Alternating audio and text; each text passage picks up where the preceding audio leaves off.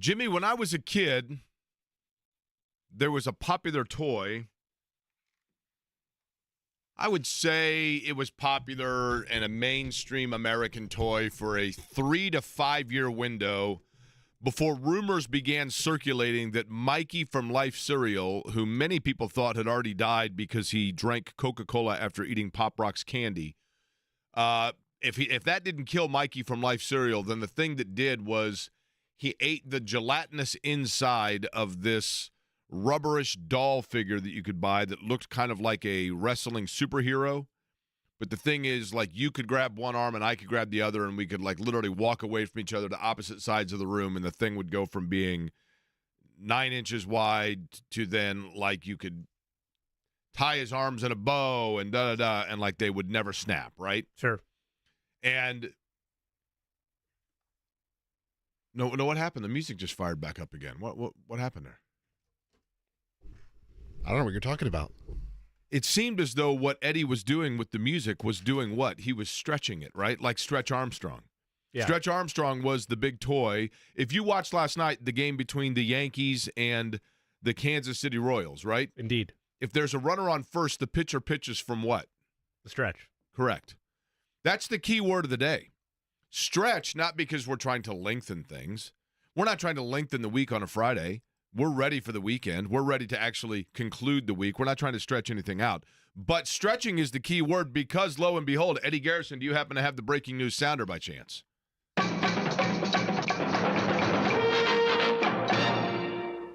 Michael Pittman Jr. stretching today. How about it? He is stretching with the team. Now, that doesn't mean he's going to play on Sunday, but it's important to at least be stretched out, right? And he's making sure his back feels good.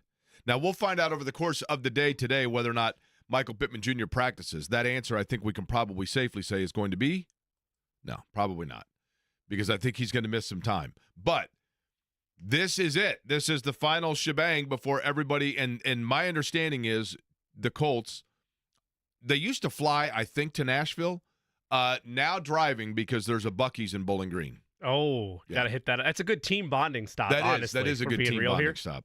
So they're going to stop at Buc-ee's. Team picture with Bucky? Let's go. It's a must, right? So the Colts are getting set for the Tennessee Titans, and we will let you know over the course of today who is in and who is out. Good afternoon to you on a Friday. My name is Jake Court. You know, we should play that Working for the Weekend by Loverboy some point today because that gets you fired up for the weekend, right? I'd like that. What if I don't? That should be our official Friday. Well, I mean, we look forward to Corbin being back. That should be our official Friday theme song, right? I'm with you. Yeah. You hear that and you think, I'm Friday working for the weekend. It's Friday. You got to get down on Friday. Any Friday themed song is great, right? Yeah. It gets you ready for the weekend. It does. Not the musician, but the weekend itself. Big show lined up for you today. As a matter of fact, it's former Colt Friday. We do that. We didn't do it last Friday, I don't think, if I'm not mistaken. But Anthony Castonzo going to join us coming call up. It that, Jake. About it. What's that? Mike Vanderjack. Remember, he said you can't call it that. That's right. That's right. Vanderjet was very adamant we can't call it that because of the legal sales. Can I borrow the breaking news sounder real quick, please? Mm-hmm. I like this game where we're just throwing out random Colts nuggets that may or may not have an impact on anything that happens today. This from Nate Atkins of the Indy Star. No sight of Jonathan Taylor to start practice. Unless he comes out late, that's a second straight missed week of practices for him. That Nate Atkins _ on Twitter. He is the one player, though, that it feels like the practice workload has the least indication as to what the Sunday availability is. I would agree with you on that. But yes, I mean, obviously because of the fact that he has been, the ankle has been an issue, that is certainly a storyline to watch. But again, Anthony Castonzo going to join us at 1 o'clock. I'm really curious to talk to Anthony Castonzo for this reason. When Castonzo was a player, I did a fair amount of radio things with him when he was playing for the Colts. He was always really good, but he was very analytical, and he approached offensive line play like a science. I remember being fascinated by his intellect because when we would talk about protecting the quarterback and working on the offensive line and things like that, he would never say things like my footwork needs to be better, or I'm not getting enough push off the line, or this player has a good first step. He always talked in terms of like physics and the movement of his hips and angles and things like that. And that's how he approached and assessed and graded offensive line play. And when I asked him if he wanted to come on the show for Former Colt Friday, even though we can't call it that, but we are, he actually said, you know what, I can give pretty good insight on the offensive line because I've watched about every game, and I still follow the Colts avidly, and I think the line's done a good job. As a matter of fact, he said this will be a good week to do it because the line's playing well. But they've had now obviously some shakeup on the line, so I'm curious. I think he'll give us really good perspective and really good analysis on what it's like to kind of move guys in different positions and things like that. So I look forward to talking to Anthony Castonzo coming up. That'll be just under an hour from now. Kyle Neddenriep joins us as he does each and every Friday to preview the high school football slate of games. Jimmy, you have games tonight? Yes. Yeah, Roncalli and Cathedral at the Butler Bowl over on the campus of Butler University. Eddie, are you doing a game tonight? Yes, sir, I am.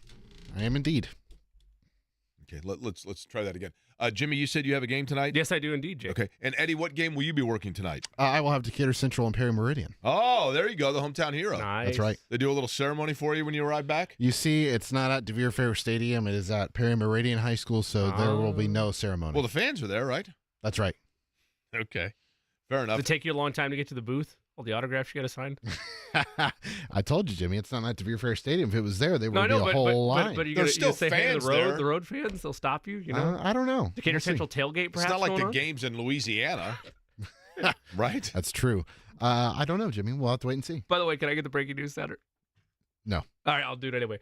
Jolie Erickson on Twitter. Pittman's now catching passes, Jake. Look at that turn from stretching to catching passes. Who knows where things are trending this weekend? Who knows? Stay tuned. Now, he's catching passes at what level? Like, are they're is the standing whole on the tweet. sideline? The whole tweet. Pittman is now catching passes. That's all I can do.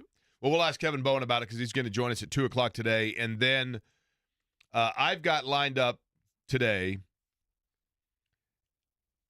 and I'm going to be a complete open disclaimer here, okay? Individual drills, by the way. That from Stephen Holder. So there's your clarity, Jake. The Feel Good for the Heart, Feel Good Friday, Good for the Heart Friday from Franciscan Health, our friends at Franciscan Health, is at 2:30 today or thereabout. It's in the 2 o'clock hour.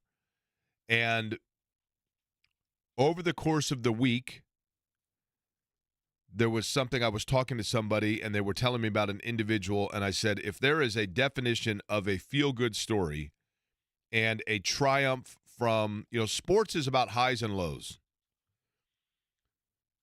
The great thing about sports is, in any contest, you have one fan base that's euphoric, you have one fan base that is disappointed.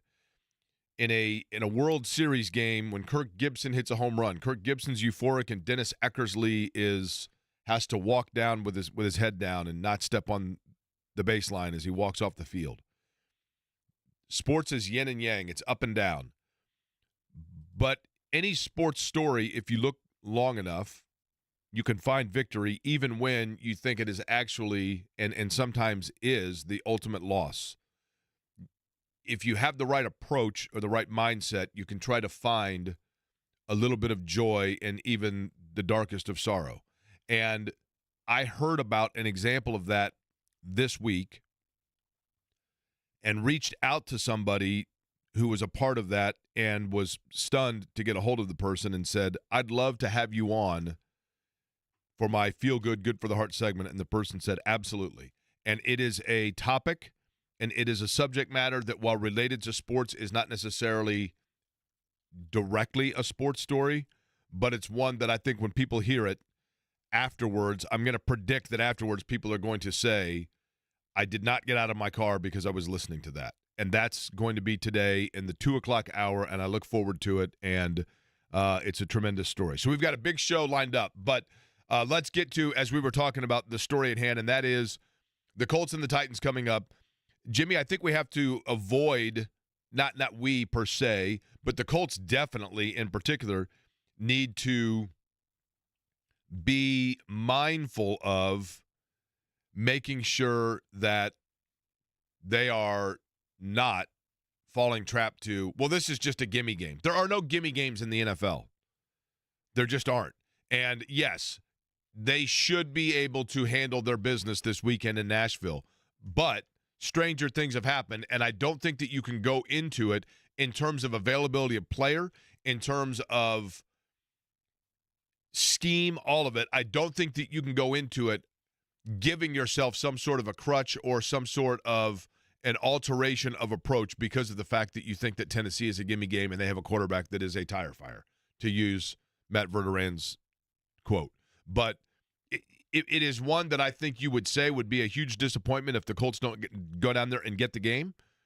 But I don't think that they can utilize that mindset in determining, well, we'll just rest everybody, that kind of thing. You know what I mean? If guys are able to play, they're going to play. Yeah, you can't have any real safety handcuffs, if you will, on this group if they're fully healthy and ready to go. For example, yesterday I gave my caution about if the weapons around Anthony Richardson, who is recovering and coming back from injury, are downgraded to out or unavailable. We would think, half tongue-in-cheek there, Michael Pittman Jr. is out this week, but we'll keep you updated as we get more from Colts practice today. Josh Downs, who appeared from Stephen Holder to be out there today, we will get his full status later, but this dynamic suddenly changes potentially for that wide receiver room. However, my point was if they're all gone, Taylor, Downs, Pittman Jr., maybe you're more careful with Anthony Richardson and setting him up to the Wolves for his first start back. That would, I would assume, Jake, be entirely off the table. He's now a full participant yesterday. You would think that he's going to continue to trend upwards, and Anthony Richardson is your starter. So that's the Colts from an offensive standpoint. But defensively for this group, this is a team that when it feels like they've finally turned the corner and figured things out, and they've stopped rushing attacks on them, and they're keeping teams in check, the Jaguars dominate you, and 34 points isn't enough to win that game. Good point. I'm a big believer in, goes one of two ways, but statement games or revenge games or prove-it games for somebody. Will Levis has been a full participant the last 2 days. And I've said this before openly, from the time he was a draft prospect to all of last season. I do not believe in Will Levis. I do not believe he's going to be a long-term starting quarterback in the National Football League. But if you're a believer in someone proving doubters like myself wrong, and this is a team in division with a quarterback that was drafted in your same draft class, don't give them any room for error, because this is one where you look back on it, and if it's a Colts loss, my biggest takeaway would be, oh, Will Levis had his breakout Here's game. what the Colts need to do. The Colts need to watch, and whoever would have guessed that I'd be saying this. What I'm about to say has not been said in 35 years. Man, unprecedented, you'd say. What the Colts need to do for this week is look at the way that Indiana University has handled their games. And by that I mean Indiana, under Kurt Cignetti, who's on a bye this week, by the way. They're playing Brigham Young East or Idaho Lower East, whichever way we want to look at it. Indiana, in their games, what they've done is they have had games, all of them.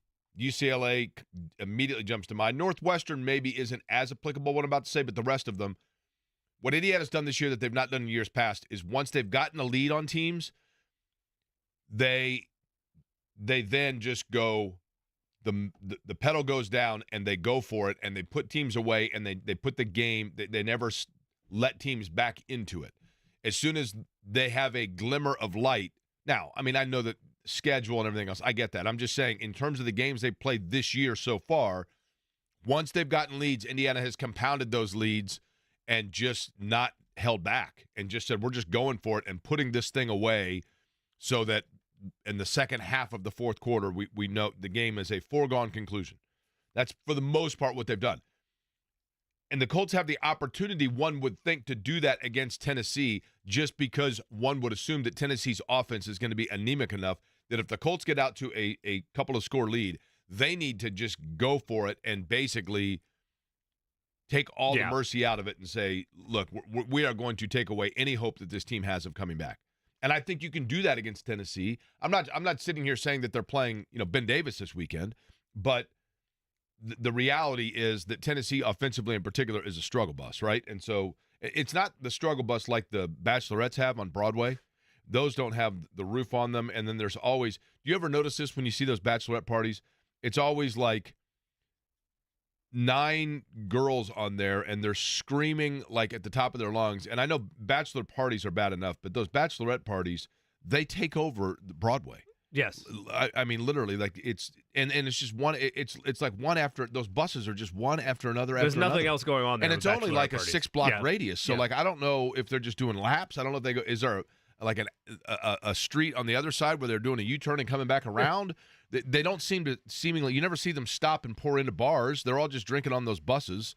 It's something. You've seen it. Yes. And you're like, so at any rate. Those are not a struggle bus because they're continuously moving. The Titans' offense is not. And I would think that the Colts want to jump out, pounce on it, and go from there. Last night, your New York Yankees advanced, correct? They did. They successfully defeated the Kansas City Royals in 4 games that are headed to the ALCS for the second time in 3 years. Here's my question. Sure. It's an annual question. Okay. Back in my day when it'd snow, I'm going to be the old man yelling at clouds here. All right. I've backed off this a little bit. It's almost more so the wild card round that I'm talking about more so than the DS, but either way. I'd like for you to name for me, Jimmy Cook, a professional sports franchise not in the National Football League. Any random franchise off the top of your head. The Chicago Cubs. Okay, the Chicago Cubs. Did I play the game well there or no? I'm sorry. What did I say? Not in you the said what? not in the National Football League. I'm sorry. Not in Major League Baseball. I apologize. My apologies. The Chicago Bears. Okay, the Chicago Bears. So if the Bears make the NFL playoffs, yeah, and let's say they get into they go to the wild card round. They don't win let's say the Lions win the NFC North, and the Bears are in as a wild card. Sure. So as the wild card, they've got to go on the road, and they've got to take on the worst record of the divisional winners on the road in week 1 of the playoffs. So let's say they're going on the road and they're taking on the Tampa Bay Buccaneers. Okay. And the Bears, Caleb Williams has a heroic game, and they win the game, and they advance, and they're on their way now to play in the divisional round of the playoffs in the NFL. Yeah. After the game, if you're covering that game, and you've got to go down and interview Caleb Williams, and you wait the 10-minute cool-down period in the locker room, which the NFLPA is getting ready to say that they're going to do away with that, and you can't go in the locker room anymore, and that's a whole different talk show. I kind of get it, actually. But so you that's one we could fight about for the summertime. You go into the locker room, and the guys are all there, and you see the video of guys standing at their locker and whatever else. What is not happening in that locker room? In this is the NFL, to clarify. Yes. They are not popping champagne. Okay. But they just won a playoff round. Sure. They've just advanced. Sure. In the playoff round. Sure. Okay. This wasn't where I thought you were going to go. This is a more interesting conversation. Last year, the Indiana Pacers in the postseason, they opened up in round number 1 against who? Oh, man. I believe that was the Milwaukee Bucks, right? was it not? Yeah. And so against the Milwaukee Bucks, and Pat Beverly's going crazy, and he's throwing stuff at people behind the bench and whatever else. And the Pacers win he's overseas that now. round, and the Pacers advance for the right to go play the New York Knicks. Yeah. And then they play the New York Knicks, and I'm broadcasting qualifying for the Indy 500, but I'm looking on my phone, and I'm like, holy cow, the Pacers are up 17, they're up 20. And they pull away in Game 7 in the Garden, and they advance to the Eastern Conference Finals to take on the Boston Celtics. What did not happen at the conclusion of either of those two series if you were to go into the locker room? They did not pop champagne. Okay, so what is it about baseball that not even the divisional series I can kind of understand because you're going at least to the ALCS or the NLCS and playing for the pennant, which is historically a big deal. But baseball in particular has, amongst those other sports. Wait, Jake, I don't know if you knew this or not, but back when Babe Ruth played, that's right. If you won the pennant, you just went to the World Series. That's right. That's why he has the. Of course, with Babe Ruth, he has the record over Giancarlo Stanton. Only Bob Costas had to make that disclaimer 26 times. So, but here's the thing. We're done with Costas, by the way. Thank goodness. The baseball playoffs, depending on what happens in the other series, the baseball playoffs, by and large, though, has the fastest turnaround of any of the other sports. So why is it the one that when teams win, one round of it, they go in, they tarp off the clubhouse, they get the champagne, they put on the ski goggles, and they go hog wild. Eddie, I want you to get in on this as well, but just to add a wrinkle to that, first off, I don't know. Maybe Eddie can elaborate to it. For as long as I've been alive, champagne and baseball winning significant series have been synonymous with one another. They take it a step further. There's, in theory, I'll just count it out instead of trying to make myself look bad at math. If you win your division, you're popping champagne. / if you make the playoffs, you're popping champagne. At least that's what I've seen teams do. So that's one opportunity to pop champagne. You win the wild card, you're popping champagne. Right. You win the division, you're popping champagne. You win the CS, you're popping champagne. You win the World Series, you're popping. So 5 opportunities to pop champagne, in theory, give or take, depending on where you are in the playoffs. They've always done that since I've been alive, so I don't have the answer for you as to why it's different for them than it is for everybody else. But I mean, that's the association I make with baseball. I get it. Is popping bottles. But my assumption here, Jake, when they did the one win, when they did the it was weird. I mean, admittedly come on, weird. right? Yeah, sure. Go ahead, Eddie. My assumption here, Jake, is they do it is because they play 162 games and it's the longest season of the year, and you're celebrating for every moment that you can. Does the National Hockey League do it? I know they pop champagne if you obviously win the Stanley Cup. But I know, but I don't know if they do that leading up to it. I don't know that they do. Right. So like in round 1 of the Stanley Cup playoff, the Hurricanes defeat whoever. Do they go in and pop champagne? And how many games do they play? They play 82. Yeah. So it's not. I mean, I do understand the length of the season. To be clear, I don't argue with you that it's weird, but like I'm all about having fun.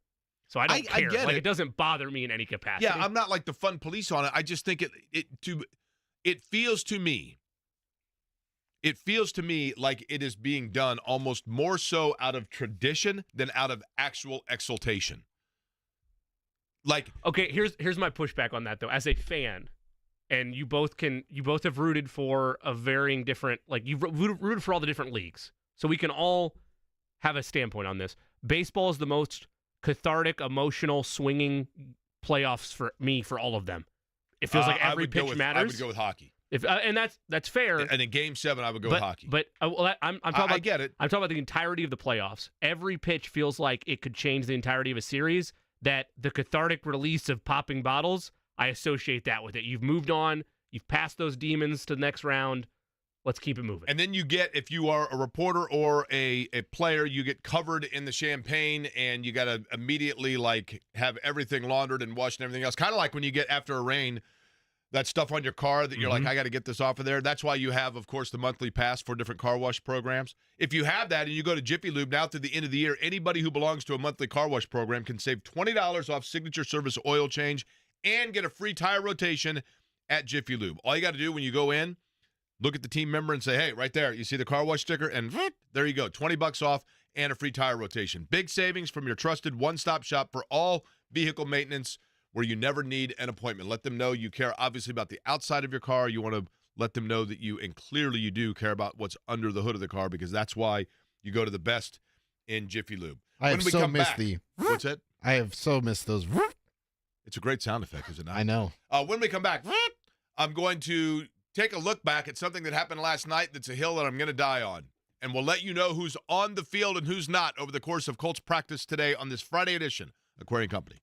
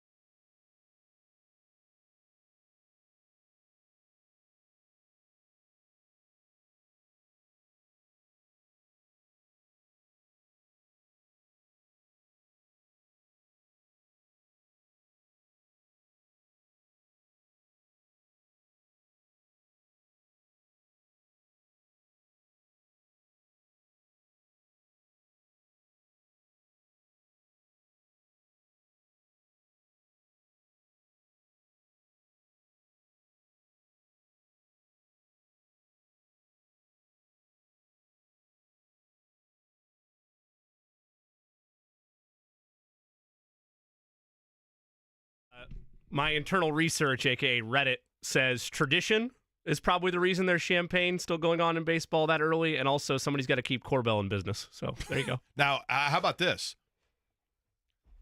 The team with we mock it a lot, and I'm going to get to what happened last night in sports that I'm convinced that I've never been more sure of anything in my life than what I'm about to say in my opinion of a sports topic. But the Major League Baseball franchise that has the most, I mean, there are probably 5, okay? I'll let you guys right now go back and forth telling me off the top of your head the 5. See how long it takes for you to get to it. The Major League Baseball franchise with the most devout fan base. Jimmy, you go first. Give me one. The Yankees. Eddie? Dodgers. Jimmy? Cubs. Eddie? Ooh, he stole my guess. Cardinals. Okay. In 2000, the St. Louis Cardinals went to the NLCS, and Will Clark and Mark McGwire, I look back on this, and journalistically, there's probably some gray areas here, but for the game where they clinched to go, and I cannot remember if it was when they won the division or the divisional round. They won the division, and then they played the Braves in the divisional round. One of those two, I was working the broadcast for it, so it would have been the game where they clinched the division. So I was the, whatever you call it, sidelines or whatever for Fox Midwest. And so I was in the clubhouse afterwards, and when the champagne thing happened, and Will Clark and Mark McGwire gave me one of the bottles that says St. Louis Cardinals 2000, I think it's Central Champions, and Clark signed it with like a Sharpie. Somewhere I have it. Now my question is, you think that has any value at all? It's still unopened. I mean, collectors are weird. Maybe, but it has more value as a Cardinals item than it does if it were the Arizona Diamondbacks. Correct. I maybe $100, maybe. I'll bet it would go for more than that. I feel like I am. I feel like the Shark Tank crew. Yeah, I gave $100 for it. Or not Shark Tank. Pawn Stars. I'm sorry. If somebody had, Jimmy, if you had expendable income and somebody had a bottle signed by, I don't know, not Jeter, but who would have been like a Bernie Williams. Okay, that's a fine Bernie too. Williams signed bottle that said New York Yankees 1998 American League champions. And it was an unopened bottle of champagne. Would you pay $200 for it? Probably. Okay. I mean, I don't know. Cardinal fans are Jake, weird. I got to make a profit. Cardinal fans here, are okay? weird. I got 120 is the best I can do. I got to make a profit. I got to be able to sell this thing. Okay? That's right. I just think Cardinal fans are weird. Okay. Last night, tons of sports going on. I actually watched some of I watched a lot of my Buffalo Sabres last night. Off to a slow 0-3 start. Hanging around with the Kings. Kings scored 2 goals in the last 3 minutes of the third period, and it was rough. They are tough. Excuse me? The Kings. Very physical. So are the Sabres. Just wait. Sabres are going to sneak up on people. I view the Kings like the Baltimore Ravens of the NHL. They're the team that just wants to pound you to death. Eddie, our hockey expert here. I like that. So I watched that last night, but then I was obviously watching baseball, and then I turned over. And I do think 2 things. Number one, I think Al Michaels had a little more pep in his step last night. Because he's been hearing the Bob Costas comparisons. Probably, honestly. But it did seem – now, I still think that the video – something about and I realize it's probably our cable provider, but it still looks a little pixelated to me. But even with that, I will die on this hill. The Seattle Seahawks uniforms that they wore last night that have the royal blue and then the silver helmets and the green stripe through the pants themselves are the greatest uniforms in National Football League history. Look, it's hard for me to fight that. They're so cool. The color scheme is just perfect. Like, definitively, if you take the argument down one notch, they're hands down the best throwback unis. Like, that's not an argument. But if we're willing to say, I might not fight you on that if you took everybody's current uniforms and you put it up with those, I think those probably pretty hard still to argue, win. right? Yeah. Pretty special. Now, there's a reason why there could have been a little bit more of a chipper Al Michaels last night, Jake. We do know where they were, right? Well, no, but that would have been a more subdued broadcast. Well, see, it depends. It has different reactions for different people. Okay. All right, so different reactions from different people. For many players, discussion of going on to the IR and not practicing for a practice, and the internal discussion being that one could miss multiple weeks would lead one to believe that it's going to be a day off. But lo and behold, in fact, continuing reports from West 56th, yes, indeed, Michael Pittman Jr. apparently appears to be catching footballs, and indication are that he may go today. He may go for practice. Now, it might be on a limited basis.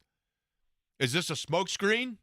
So our friend James Boyd has tweeted out a couple of different items. One is a video that shows Michael Pittman Jr.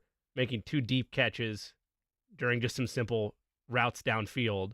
And then he later tweeted at Romeoville Kid, Michael Pittman Jr. just caught 2 passes in the end zone from Anthony Richardson during a red zone drill. He appeared to be moving well.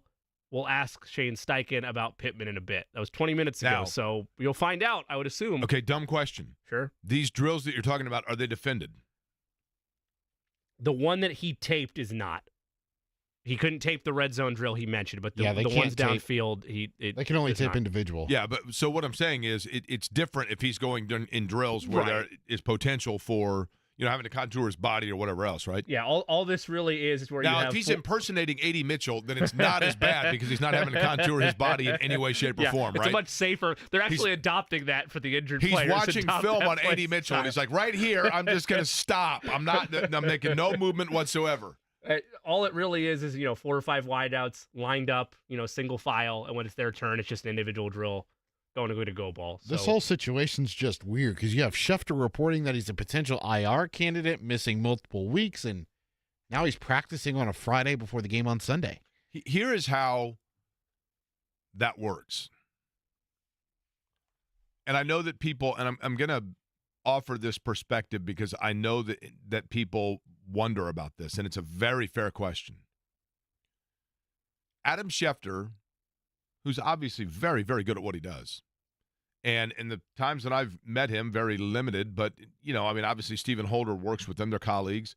By all understanding and account, I think pretty good guy. I mean, not a bad dude. JMV would probably say differently, professionally speaking, and that's fair. But either way, and I think Woj was, to an extent, the way they do it as well. ESPN, what they do is they have their bureau of reporters, and a lot of times you have what's called a pool reporter. If you watch, coverage of a jury trial on something, they will say, the pool reporter said this. Well, what that means, for example, during the Mike Tyson trial in Indianapolis, there was a designated each day of the trial, a designated pool reporter. And what that means is, instead of allowing in all media, they allow one reporter in and one photographer in, and then that is distributed to everyone equally across the board, the information and the video. Adam Schefter, while he does do a lot by himself, don't get me wrong, I'm not selling him short, but ESPN also has oftentimes a pool reporter that is the one that, while Schefter himself is talking to agents and getting information, and Woj, I think, had a contact within the NBA league office when things had to go through to the league office, the paperwork aspect that would intercept and let Woj know what was being sent to the league office by the teams themselves. That's where he really built his name when he was with Yahoo.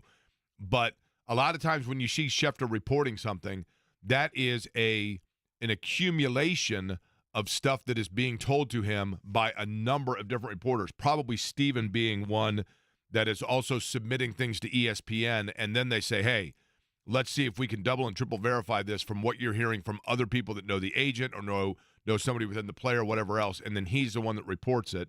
So a lot of times when you hear something from him, that means that it's gone through 2 or 3 channels of people to be able, and that's why when people are like, well, how does a national writer get the story before a local one? Oftentimes it's because it is the accumulation of local writers from a network of things that are then being sent out by Adam Schefter. But it's an interesting thing nonetheless about Michael Pittman Jr. And Jonathan Taylor is the other one that we're going to keep an eye on. We'll let you know the latest on that, and Anthony Castonzo in 20.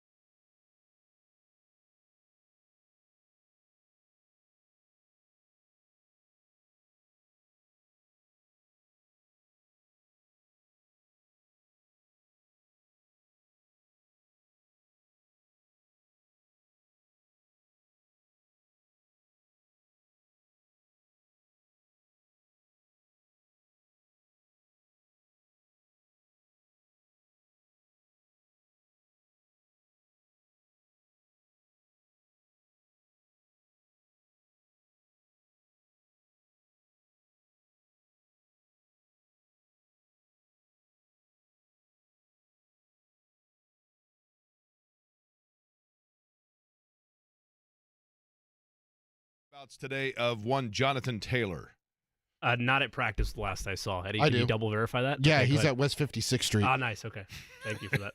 Now, No in- sight of him per in terms James Boyd. of Jonathan Taylor so far on the practice field, Eddie, in terms of our sound effects that we have for each of the respective, we did this earlier this week and we had a lot of success with it. And Kids in particular, loved it, kids believe do it or love not. it, absolutely love it. And this, because what do we do on this program, Jimmy? We educate and entertain. That's Entertain and correct. educate. That's right. Well, we educate and entertain, but in this case, we do both at the same time because we mention somebody and then Eddie Garrison via sound effect lets us know whether that player's on the practice field. For example, so far today, to the shock heard round the globe, when it comes to Michael Pittman Jr. at least stepping out onto the practice field, the sound effect for is Michael Pittman Jr. seen today on the field would be this, Eddie. Correct. Now, for Jonathan Taylor, has Jonathan Taylor been seen yet or reported on the practice field? That answer comes in this form. That sounds like a no to me. I'm new to this game, but if I was to make a guess, I'd say it's probably Now, we not also good. had one for they're nowhere to be found in general, right? like for example, Will Fries. Will Fries would actually be which sound effect? Well, we know the answer to that one, Jake, unfortunately for him. He's not out there. Okay, so that sound effect would be? No, Eddie, you had another one for they're nowhere to be found. Remember that one? Well, he's on injured reserve. We know he's not going to be out there. See? I Well, think thanks- he's just simply Thanks for looking- playing along and letting people hear the sound effects and reintroduce them to them over You're the welcome. course of the week. You're I welcome. appreciate You're welcome. Again, when does Anytime. Corbin come back? Anytime. He's hosting the morning show next week, or not hosting, producing the morning show next week. So can't be next week. So double shifts for him. Double then. shifts, yeah, that's exciting. Interesting. We have a cricket sound effect, by the way, for those sitting home. Thank you. Oh, hey, nice. There we go. Taylor's the one that is going to be interesting, Jimmy, because what we now know is not only is Jonathan Taylor of question this week, but his understudy as well. And then things become very interesting in terms of the moves that they would theoretically would have to make, probably uplifting off the practice squad, because you've got to have some depth in your backfield. But I personally think Jonathan Taylor will give it a go. He said yesterday that he's feeling much better. I would be surprised if he doesn't go. I just don't, and I know that I'm a broken record here when I say this, but to me, he is the one guy that, I mean, we kind of saw it a year ago. He is one that he's a great player. And obviously, any player needs the workout throughout the course of the week from conditioning standpoint as much as anything else. But if he has that ankle sprain and is getting treatment for it and said that he feels significantly better, I just don't know that he needs to be going through the vision repetition for two-hour walkthroughs in order to be able to play on Sunday. Look, he is one of the best running backs in the National Football League, but he's also not a dual threat running back. And by that I mean you're not utilizing him hardly at all in the passing game. Generally speaking, he is your, workhorse bell cow running back. So by that logic, Jake, yeah, all you really need, and I'm not saying if they have different checks or maybe different plays and situational stuff where he needs to be in on those meetings, learning what to do if this is called or if an audible's called at the line, but in terms of like actual reps for a running back of his style, of that old school way of utilizing running backs for just, hey, go tear into people, all he needs to do is be on the field on Sunday, and he's good to go. I'm with you on that. You did get a little bit of a positive update from Trey Sermon yesterday as he winds up being a full participant, so you're less scrambling around. Tell me this, though. If there's no Jonathan Taylor with Anthony Richardson, is this the game where, because of the circumstances, you're turning him loose and he's throwing it 30, 35 times? Yeah, good or question. are you still having a balanced game plan even though you don't have the same level of dominance in that backfield? Well, and that leads to the without other JT? topic, which is Anthony Richardson going to go? I think he is, Me too. personally, right? Yeah. Once I saw him a full designation at any point this week, but especially yesterday, and now has another day today to get ready, plus the preparation for Sunday, I think he goes. My whole theory of holding him out is off the table. So he goes. What happens if there's no JT? Are you then going to say, hey, this is the game where you're getting volume passes and you're learning, go throw it 40 times? And I'm not saying they should do that. I'm just asking, is that the approach they here's take? the thing, though, Jimmy. Yes and no. if Jonathan Taylor is not able to play on Sunday, and we're strictly speaking in a hypothetical here, but if he is not able to play on Sunday, but Anthony Richardson is there, then I think what that means is, yes, it increases the throwing amount or the number of pass plays, the balance of pass to run for Anthony Richardson. I don't mean run for him. I'm saying, Right. But I think that they utilize then more, perhaps, depending on now Trey Sermon, without him out there, and it's ironic the way last year ended. But if Sermon doesn't go, I still think that you use more throws out of to the backfield. Sure. So you are doing more like safety net type throws, I think, because the one thing about Taylor, I mean, he is, to your point, I mean, he does things that others cannot do. There's no question about that. But he is not somebody that you are throwing to 6 times out of the backfield. There are others that you do. Sermon, whoever would have had on their bingo card that the health status of Trey Sermon would be a talking point through like week 5 or whatever it may be of the season, but here we are, right? So Tyler Goodson is a guy that they. I'm not saying that he's always going to make the catch, obviously, but I do think that Goodson and Sermon, if he goes, those are 2 guys that they do occasionally throw to out of the back. They had 17 carries for players not named Joe Flacco against the Jaguars, and I know game script had a lot to do with this, but Flacco threw it 44 times. So if you're even paring that down a little bit based on a different game script against the Titans, is it reasonable to think Sermon and Goodson get 15 carries and Richardson throws it 35 times, 40 times? Is that in the realm of what the Colts want to do from an attack standpoint with him? Or are they more cautious and you see more designed runs and more creativity either with Richardson or with a combination of Sermon and Goodson? That's my biggest question, because for me, if Jonathan Taylor's not out there, I'm not forcing a bigger workload on Richardson, but I am asking him, hey, you got to be willing to increase the volume here. And Eddie's pointed this out in the past. The biggest way for that to happen, Jake, is for him to not kill drives. And that means quick 3-and-outs with bad throws or miscommunication with his wide receivers. And then it's not a matter of, well, the Colts didn't throw him enough. No, it's that he didn't complete enough of his passes and drives stalled. That's what you can't have happen on Sunday, regardless of what his volume is in the passing game. Now, when we talk about miscommunications, right? Mm-hmm. For example, and that's what we try to do on this program. We try on this show to make things relatable to the audience, right? Yeah. Where we put it in terms that even they can understand. Now, for example, an example of miscommunication would be when I call for the cricket sounder and I get this. That would also work. No, wait. That would also work when you're holding up a sign to help Eddie and he directly ignores it. Eddie, that the would radio also be can't see that delay. You realize that, right? Like the audience can't see your delay. That was the point. Is that you get this, you get nothing. I was trying to make a joke there. The point remains the same, Jake. There's a lack of communication or understanding of said communication. That's on right. That one. Like I'm calling an audible here, and all of a sudden everybody's basically what we've had so far in the first hour of this program is I've been Peyton Manning and Eddie's been Reggie Wayne, but it's all on the Tracy Porter play, right? Yeah, pretty much. And we'll never actually divulge to the audience which one was the one that was running the wrong route or which one was the one throwing to the wrong route. Just a great play by Tracy Porter, I think. That's the way you take that one. It was a good. Have I ever told you that Tracy Porter actually did the same thing in the NFC title game that year, right? Correct. And I still will always marvel at the fact that in the Super Bowl you had Peyton Manning from New Orleans thrown to Reggie Wayne from New Orleans, and the pass was intercepted by Tracy Porter, who played collegiately at Indiana, thus giving the Super Bowl title to a quarterback who played at Purdue. Front page of the IDS was while Tracy playing Porter. for New Orleans and playing for Indianapolis, mind you. All right, Anthony Castonzo was not in that game, but it was not long after that when he was a first-round draft pick of the Indianapolis Colts, and has a really good eye about the offensive line and really good, I think, perspective he can share with us, hopefully, because I'm going to ask him about this year's line play. He pays attention to the Colts. He's a good analyst to talk about them, and he will do it next as part of our Former Colt Friday here on 93.5 and 107.5 The Fan.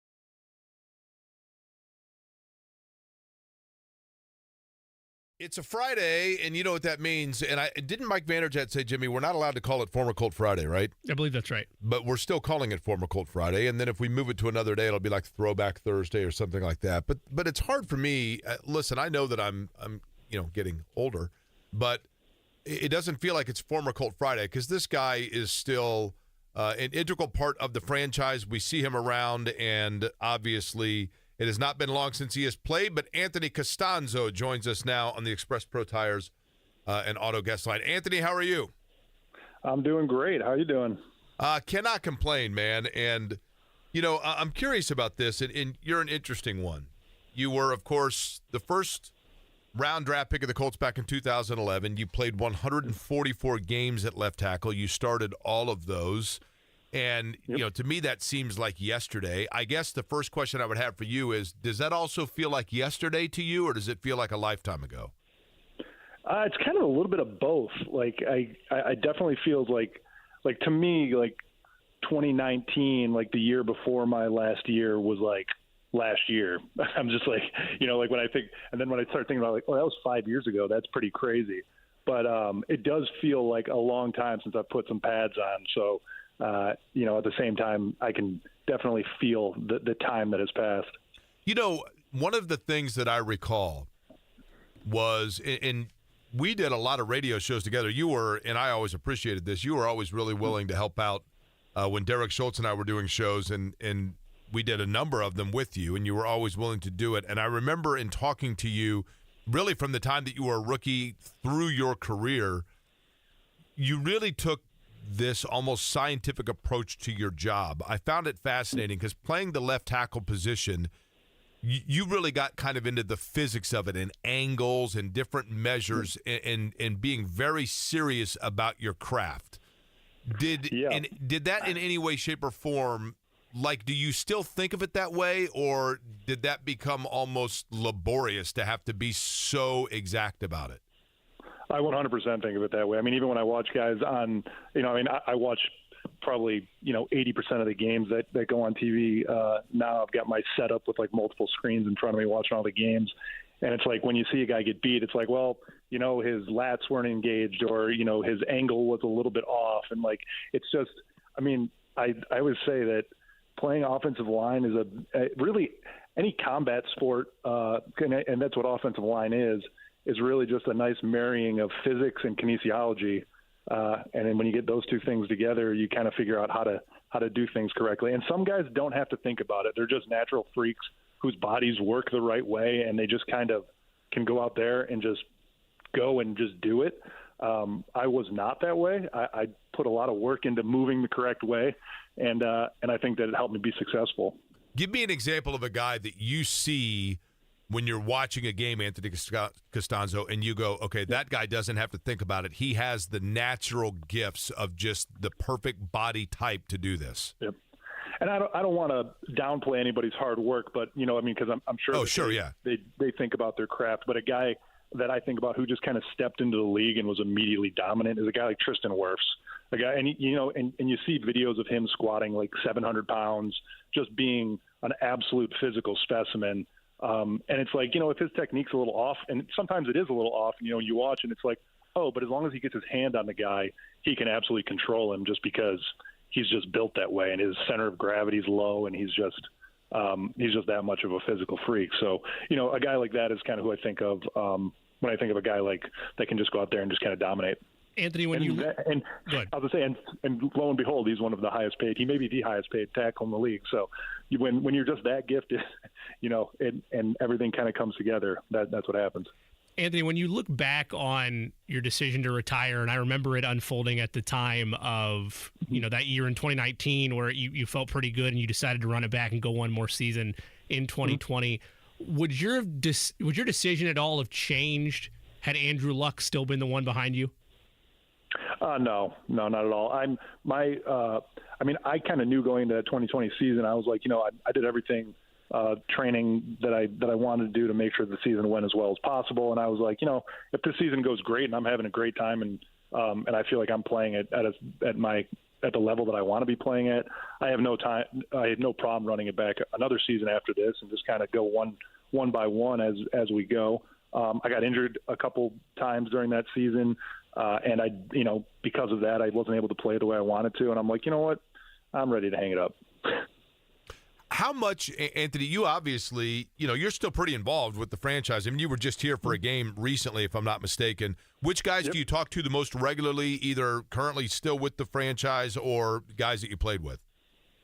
I mean, I still talk to Ryan, Braden, and Quentin on the O-line pretty regularly. They probably hear from me more than they want to in terms of stuff, after games, things that I see. I like to point out things. Or I just love to congratulate them when they have good games. And then, guys from before, I still talk to Andrew a lot. I still talk to Jack Mewhort a lot.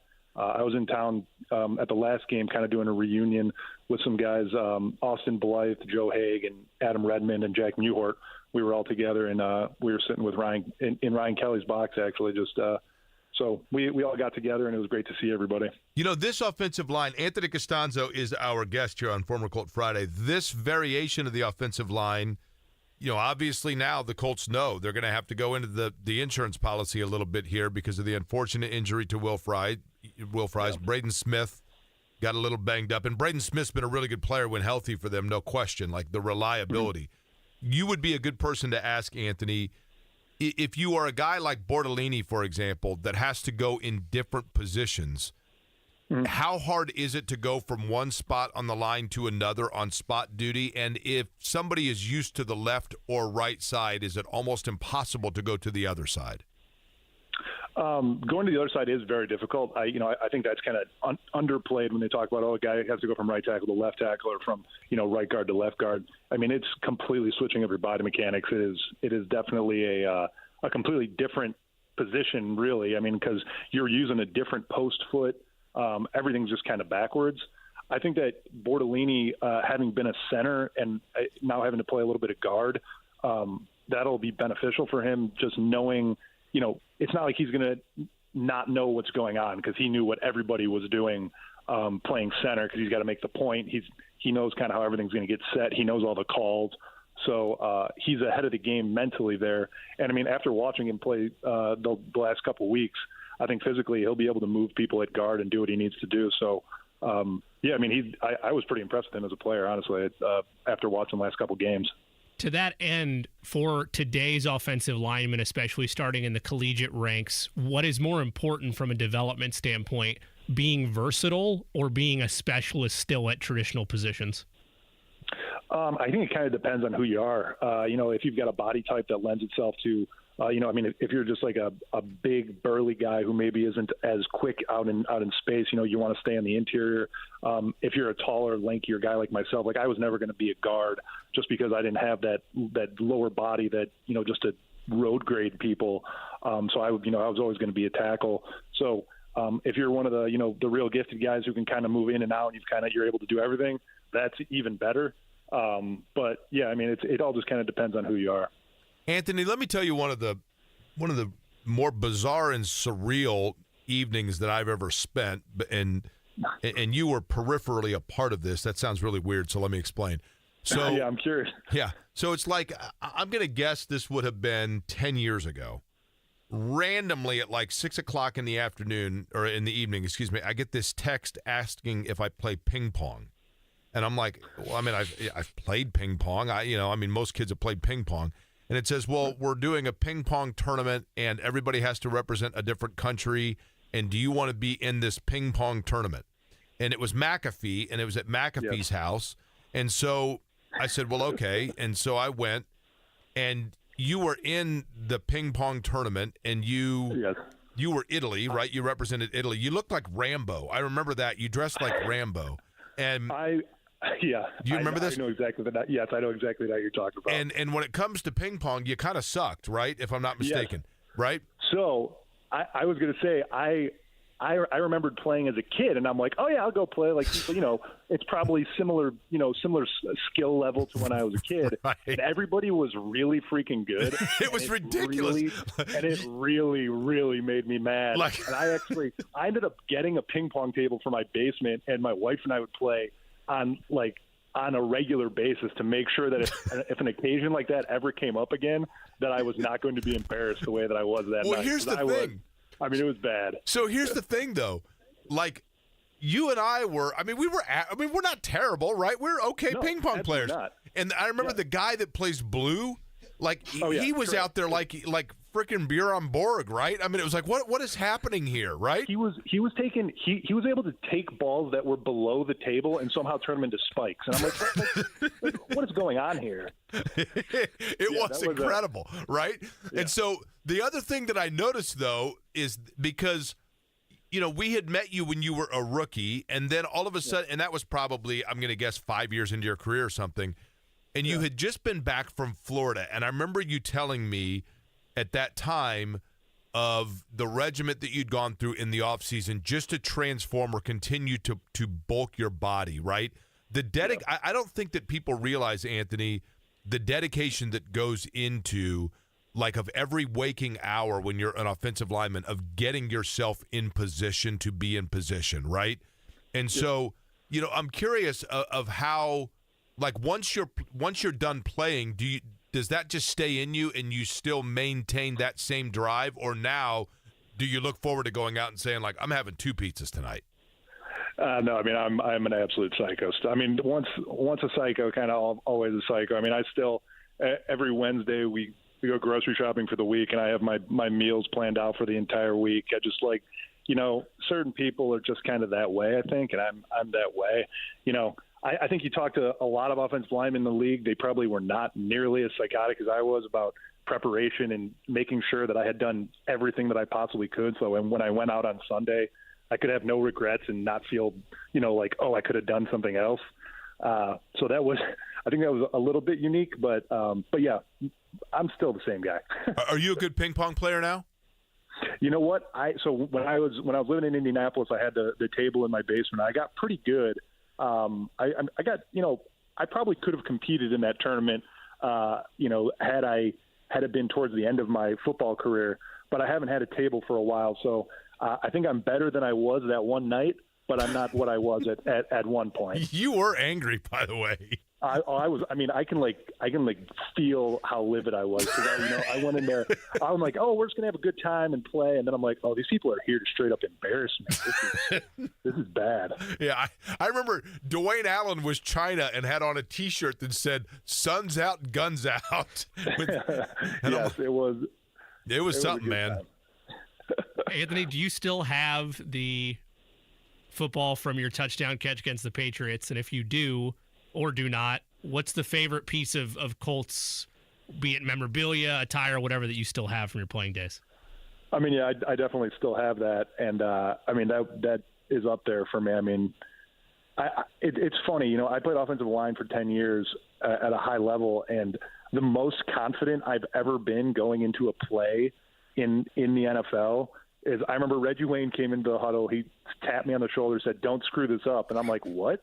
And then the play got called where I was going to be catching the touchdown. And I'm like, "Oh, this is cake. Like, I'm about to catch a touchdown pass."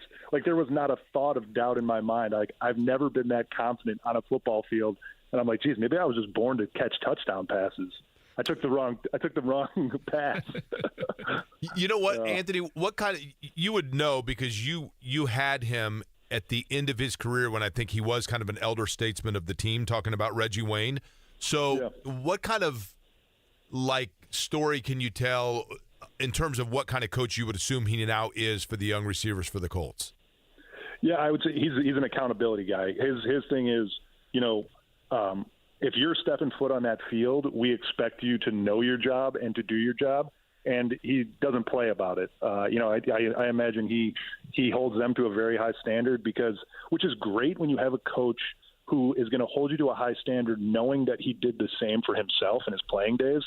So I imagine he demands a lot out of those guys. Anthony Castonzo is our guest. He is on the Express Pro Tires and Auto guest line here on this Former Colt Friday. Anthony, because you said you watch a lot and you see the games now, your overall assessment, I guess, of twofold, this year's offensive line for the Colts and the way they've played, and from what you've seen, Anthony Richardson. Yeah, I've been real happy with the offensive line. I've given them more congratulations texts than I have in terms of little nitpick stuff. They've been playing really well together. I think that Ryan I'm excited to see him getting healthy again because he was playing really well before he got hurt. I think Quinn's been banging his body around really well this year. Just throwing his body into guys the way that he did at kind of in his prime. And then when Braden's healthy, I think that he is one of the top 5 tackles in the league. So staying healthy is the most important thing for him. And I mean, I watch Bernard all the time just because he's playing left tackle, and I love just the improvement that he makes week on week. And I think that he's one of the top guys in the league too. So, and obviously I didn't know Will very well, and I'm absolutely gutted at what happened to him because he's played well, right? He was playing extremely well, and a guy who was playing kind of above his pay grade and was kind of and is having a big possibly contract year. I feel for him, and I hope that he can get well and kind of get back to that level of play. But yeah, I mean, I've been happy with the offensive line. It's exciting when they get the run game going, and yeah, so that's been good. As for Anthony Richardson, he's had ups and downs. Obviously, the one thing that I sometimes am screaming at the TV is like, I just want to see him run more. Just if you're a guy who's got that physical ability, kind of what sets him apart from other guys in the league is that natural athletic ability. So it's like I'd like to see him use it a little bit more. But obviously, he's a big play threat with his legs, with his arm. I think a lot of the reason that the running game was working so well, even with Jonathan Taylor, when Anthony was healthy, is just because the defense has to account for him. They have to account for the fact that he can throw the ball past their deepest safety, and they have to account for him in the run game. What that does is it puts Jonathan Taylor one-on-one with somebody who's trying to tackle him, and then he's more than likely going to break that tackle and get a 10, 15-yard gain at least. So I love what Anthony Richardson brings to the offense as a threat. But I just would like to see him just make those quicker decisions and just kind of use his legs a little bit more. For you, Anthony, I assume life is good. Do you feel good? Do you regret? Do you ever have times where you regret retiring, and do you miss it? I do not regret it one bit. I did it at the right time. I'm really happy with when I did it. I miss just the constant interaction with the guys. It's not like I'm dying to get back on the field and play the game, just in terms of it takes a toll on you, both mentally and physically. But there's nothing that beats just being in a locker room, being around the guys all day. And I think that when you talk to most guys who retire, that's probably the thing they miss the most. And I'm fortunate that I've got guys that I'm really close with that I still stay in contact with, so I kind of get a little bit of that. But yeah, the locker room's the best, and the training room, the weight room, just being in the building all day is what I miss. Does your body remind you that you played in the NFL for 10 years, or are you good in that regard? It's actually the exact opposite. My body's like, thank you for not playing anymore. It feels better than it has in a long time. I still do a lot of training. I train the heck out of my legs because my knees. I had a big knee surgery in high school, actually, that kind of has been arthritic ever since, and I got ankle surgeries that I had in during my career. So I just do a lot of strengthening of my legs and do a lot of functional movement stuff and just keep my body gliding well. Because I got to feel good because I snowboard now. That's my new thing that I picked up since I retired. So yeah, that's good on the knees right there. There you go. Hey, so my body's got to be feeling good for that, so I can glide down that mountain. Man, listen, you're like snowboarding though. Like you're 6'7". The center of gravity is not to your friend on that one, right? It's no different than playing offensive line. You just got to drop that center of gravity. There you go. All right. Well, again, that goes back to the kinesiology of it all, right? Exactly. Well, the good news is Clemson and Boston College do not play this year, so we don't have to have any sort of a wager on that, Anthony, but it's always good catching up with you. I appreciate, just the kind of the analysis of the line itself, and it's always good to know that life is treating you well, and I certainly hope that next time you come back to Indianapolis that you have a good trip seeing the guys as well. Absolutely. I appreciate it. All right, Anthony Castonzo joining us here on this former Colt Friday. We'll come back. We will rehash that and get more into who we may or may not see coming up in Nashville on Sunday here. Aquarian Company on 93.5 and 107.5, The Fan.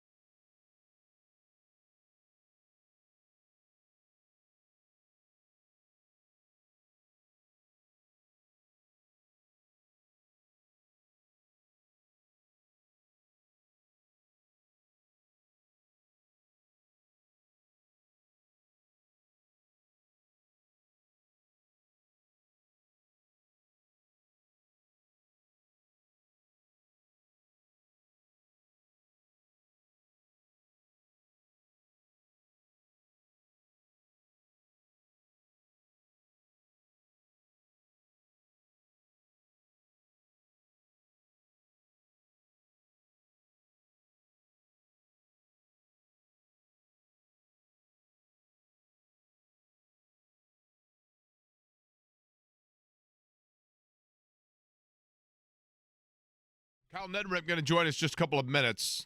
Thank you to Anthony Castonzo. Yes, for those that, and it's a fascinating thing that happens when doing an interview. Usually, I mean, I'd like to think, I don't know, 7 times out of 10, I'd like to think that I have that sort of a batting percentage. I don't know. When there's an obvious line to be said or connection to be made, more often than not, I think my brain catches it. A couple of people pointed out to me, and I apologize to the listeners, not necessarily to Anthony Castonzo. I did not even think of or make the connection at the time that he said it, of the snowboarding Andrew Luck connection. And I'm being totally serious. I was not trying to protect Anthony Castonzo from an uncomfortable question, but in hindsight, I'm like, oh gosh, how did I not immediately go, do you snowboard with Luck? Would have been a little unfair to Anthony Castonzo. It's also fine now. But, he said it was post-playing days. If Andrew Luck wants to snowboard nowadays, well, I know, it's all good. Obviously, all good, fine, Jake. That Luck situation with the snowboard thing, though, is the classic example of, everybody's wrong, and then it's like, oh, wait a minute, everybody actually was right, because we later found out that was the case with that. Just the bunny hills, Jake. That's it. That's all they do. That's right. But anyway, appreciate Anthony Castonzo's time. Now, in terms of the Colts, we do have more clarification today, Eddie, if I'm not mistaken, in terms of who may or may not be available on Sunday, correct? Do we want to play the sounder game here, Jake? We could do, first let's do the breaking news sounder.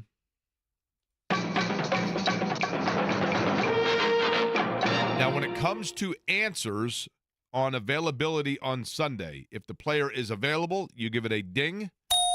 If a player is not available definitively, you give it an X. And if we are still awaiting answers on a player's status, then we will hear this. I got to pull it back up. I'm sorry. Okay. When you said, do we want to play the Sounders game, I was under the assumption you had the Sounders ready. Instead, I got that. Okay, now. The Crickets take a second. They're shy. So we will begin with this player. We had to wait for the silence, remember? Anthony Richardson. Do we have clarity of Anthony Richardson's availability? You got it! It's about time. So does that mean that he is going to play? No confirmation from Shane Steichen. He was listed as a game-time decision. Okay, so in that case, in terms of actual clarity, we would play this. No. That's clarity. If the player is cleared to play, it gets a ding. If the player is definitively not playing, it gets an X. And if we are still uncertain, it gets crickets. Seems like basic rules. So Anthony Richardson's availability would get that. Thank you. The next would be, for example, Kenny Moore. Kenny Moore, in terms of availability. Still no word on that. Jonathan Taylor, any definitive word? Really? Okay, now that's new. There you go. So Jonathan Taylor will not play against the Tennessee Titans, correct? That is correct. Michael Pittman Jr., who was earlier this week reportedly headed to IR, then went through stretches, then went through one-on-one drills in terms of a definitive answer of his availability on Sunday. Okay. Can I jump still in? don't know. Can I jump in on that as well? Yes, sir. This from when we've given him a lot of love today, no problem doing it whatsoever because he's a friend of the show. James Boyd was in the media scrum at Romeoville Kid on Twitter, covers the Colts for The Athletic. Michael Pittman Jr. tongue-in-cheek on his back, quote, never been better. Then James asked, will he play? Quote, we'll see what happens, but nothing's guaranteed. Can he make it worse? Quote, there's a lot of things to consider. Does his back nag him in games? Quote, I don't feel nothing on Sundays. Close quote. No idea. A lot of crickets, though. No idea what's happening there. Yeah, I mean, there's some gamesmanship going on here, right? Yeah. That always makes me laugh. No one knows what Anthony Richardson is to begin with. He's still a work in progress. So, I guess there is some inherent gamesmanship with your number one wide receiver maybe or maybe not being out there. But again, I expect that type of stuff in a win-or-go-home game, Jake, versus, week, what are we in now, 6 in the... I mean, it kind of is must-win for them, isn't it? Yeah, we talked about... Titans and Dolphins back-to-back, you got to win both these games to keep your playoff hopes alive. because of the gauntlet that awaits you after that. So I guess it's necessary, but like this all just feels very It does feel a odd. little bit. I mean, I'll be honest, to me, I get it. They don't owe us anything. The Colts don't owe the media anything. I get it, but we are the intermediary to a large extent between the Colts and the fans. Now, obviously, in today's world with social media and personal accounts and all that, maybe that's not as much the case. But I just think after a while, not because of me. I'm not saying this because of me at all, but for fans and et cetera, I would think after a while it gets kind of old, right? Yeah, same.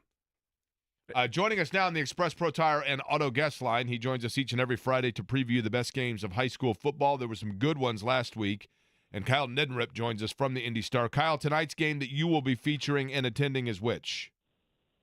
I will be at Lawrence North for Center Grove visiting the Wildcats. And Lawrence North, I'm trying to think of who it was. Who did Lawrence North have last week? They handled Warren. I covered that game as well. That's what I thought. And that was upset is kind of a weird word to use in high school, I realize. But offensively, they were probably even more prolific against that defense than was anticipated going in. Is that a safe assessment? Yeah, I think so. I think that's, fair to say. They came out and scored, 2 touchdowns, the first 2 possessions. And, no one had really done that against Warren. No one scored on them for the first 4 weeks. So, yeah, that was interesting, eye-opening, I would say. And then, Warren's defense kind of settled in, I thought, as the game went along, but I was really impressed with Lawrence North's defense. Actually had seen him because of the Hurricane Helene stuff. I was able to see LN Ben Davis 2 weeks ago on Saturday morning, and I was impressed with their defense there too. So then to see them again, last week, and Warren's offense hasn't been gangbusters, but even still, I thought the defense, scored. They scored a touchdown on a 95-yard fumble return, basically a strip of a ball carrier, and returned it for a touchdown. And that, in my opinion, that kind of turned the game.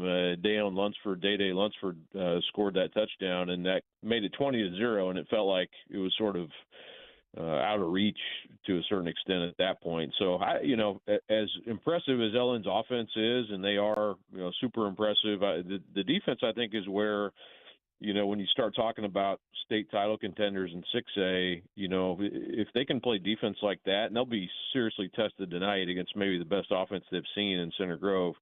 But if they can hold the fort down on defense, they will be a contender. And the sectional draw comes out Sunday, and we'll see where they line up against Cathedral, because that'll be a huge stumbling block to them getting anywhere in the tournament.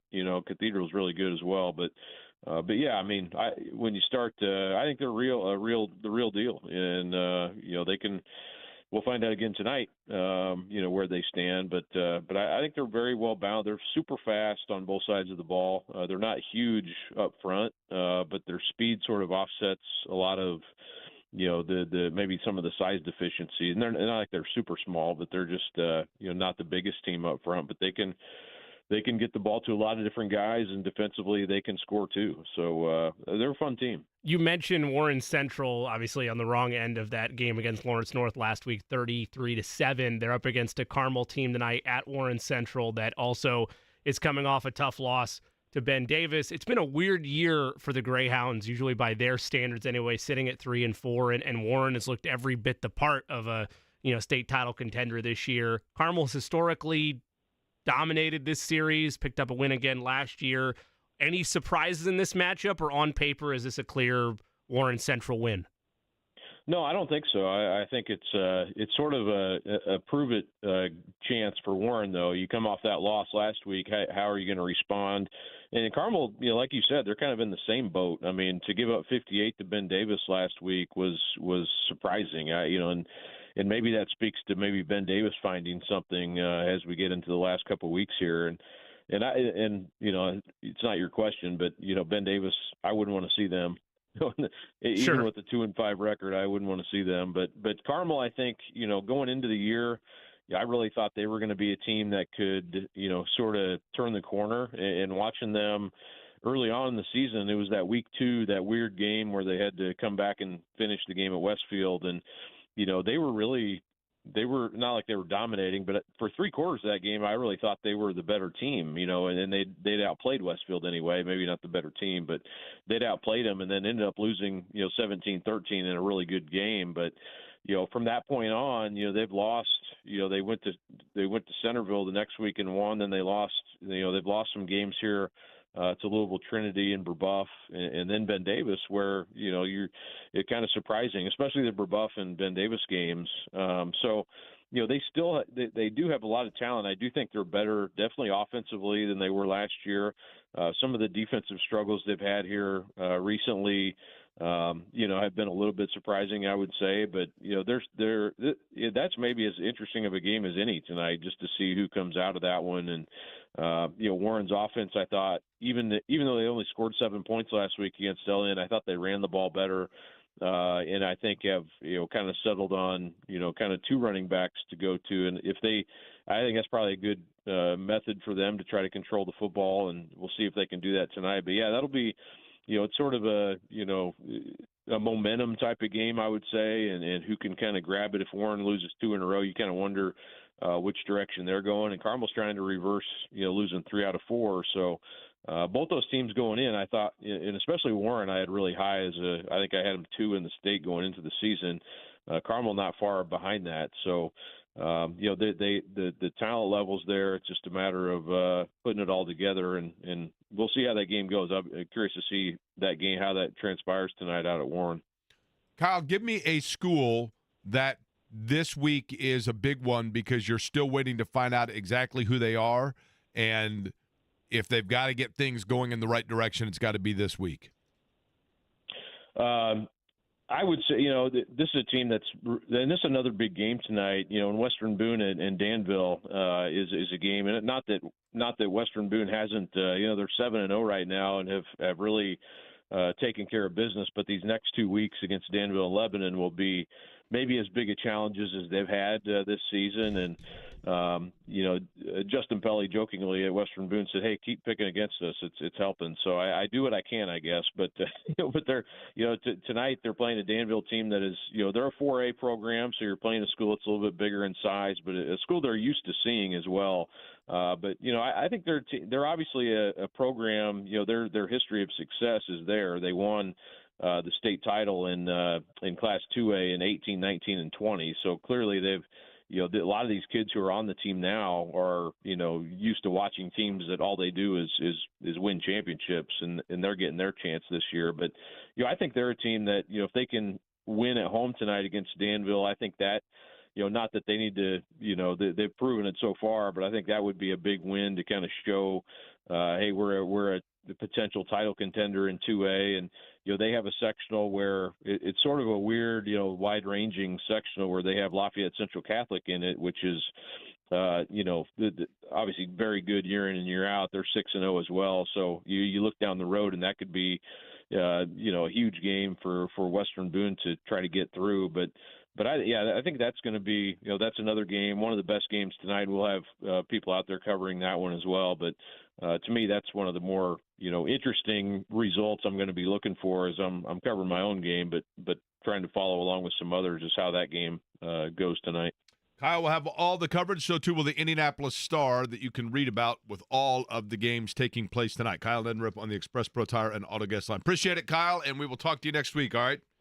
All right, guys. Sounds good. Thanks. A couple of other big games, by the way, that I always like to give a little love to. Indianapolis Attucks and Indianapolis Washington, as well as Tech and Shortridge. A couple of IPS rivalry games. Roncalli Cathedral that Jimmy has going to be a good one as well. When we come back, something happened last night that I got my left eye, and all of a sudden it got wider open than the right eye because I thought, well, this is certainly interesting, and I'm hoping that this is something that will become a theme over the course of the year. Tickets, too, Jake. And we have tickets to give away for the movie premiere tomorrow night for Brian Clausen's film Driven to Save Lives. We'll do all that on the other side.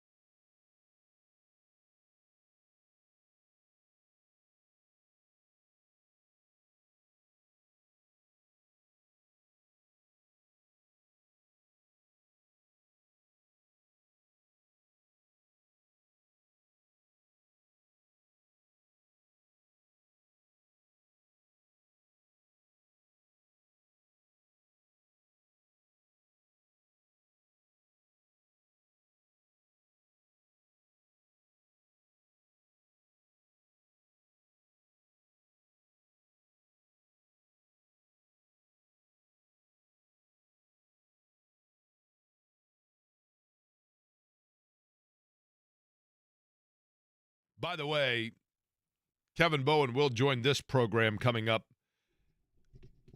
just about 15 minutes from now, but they are not on the air tomorrow. That's Monday at 7 a.m. The wake-up call will resume. Also, coming up bottom of the 2 o'clock hour, part of the Franciscan Health Feel Good, Good for the Heart Friday, and I am very excited about this. I think it is a unique conversation and interview that, 3 days ago, I was able to make contact with somebody and thought, holy cow.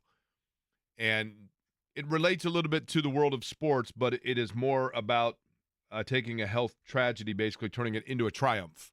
And I think people will enjoy that conversation. That's 45 minutes from now. We know that Will Levis will play for the Tennessee Titans coming up on Sunday. Jonathan Taylor will not be playing for the Colts. Last night, playing for the Pacers, they were, I thought, really impressive. And the player that most impressed me now, Eddie, you were working, obviously, the radio broadcast for that, producing that. Yes, sir. I know that there's a lot of conversation, and understandably, rightly so, about Benedict Mathurin. And, he's interesting because during the better part of their push a year ago, he was not out there, because he was coming back from injury or out with injury.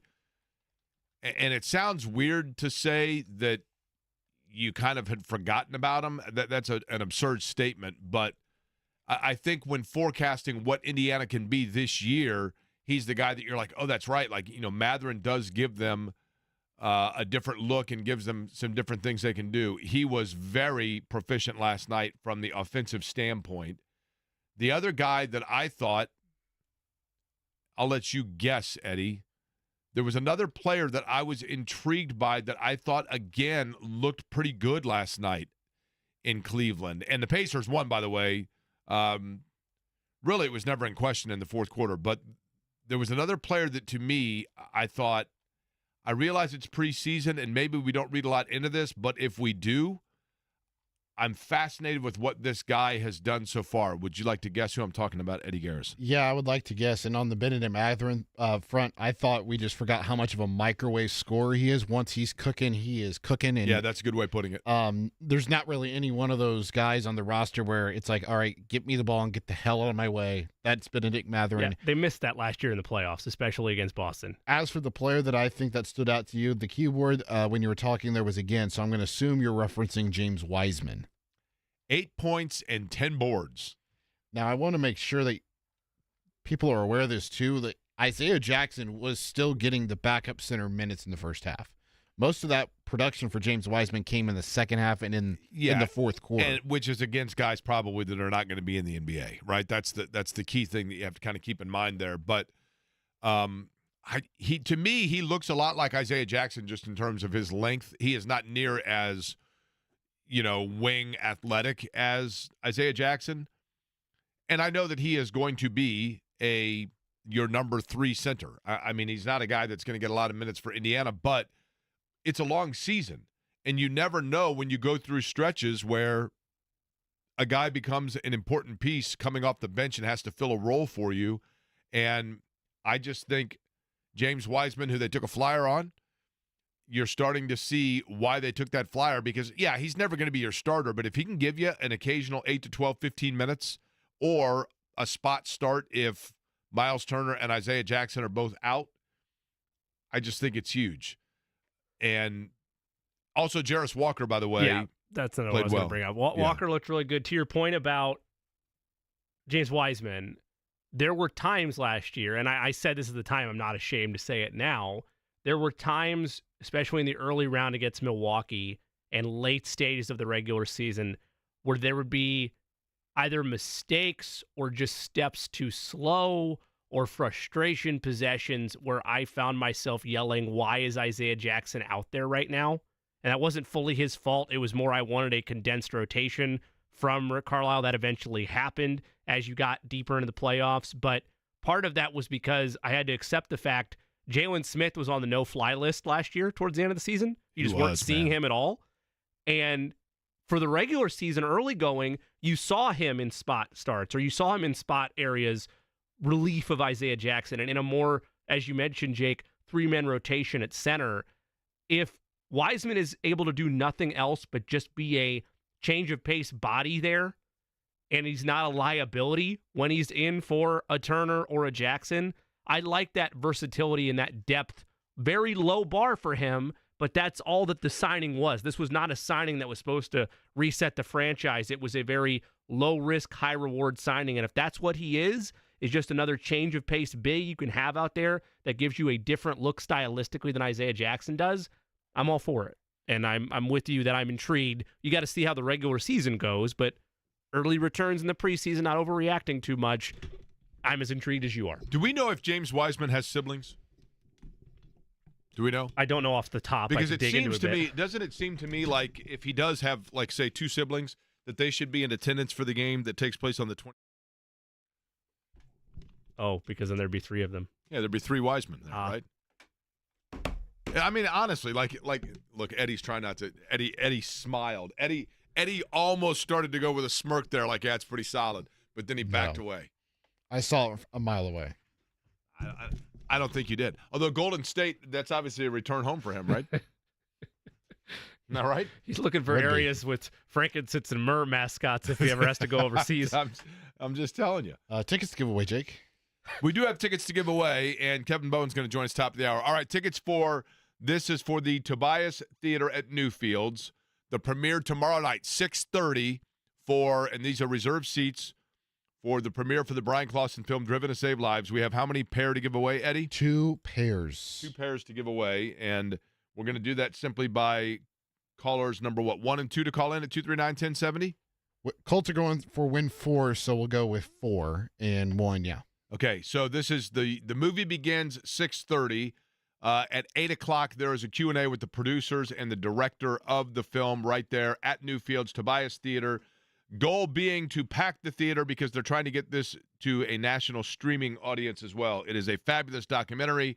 It is going to be a great night tomorrow night at Newfields at the Tobias Theater, and 239-1070. We have a pair of tickets to give away, and then Kevin Bowen joins us next.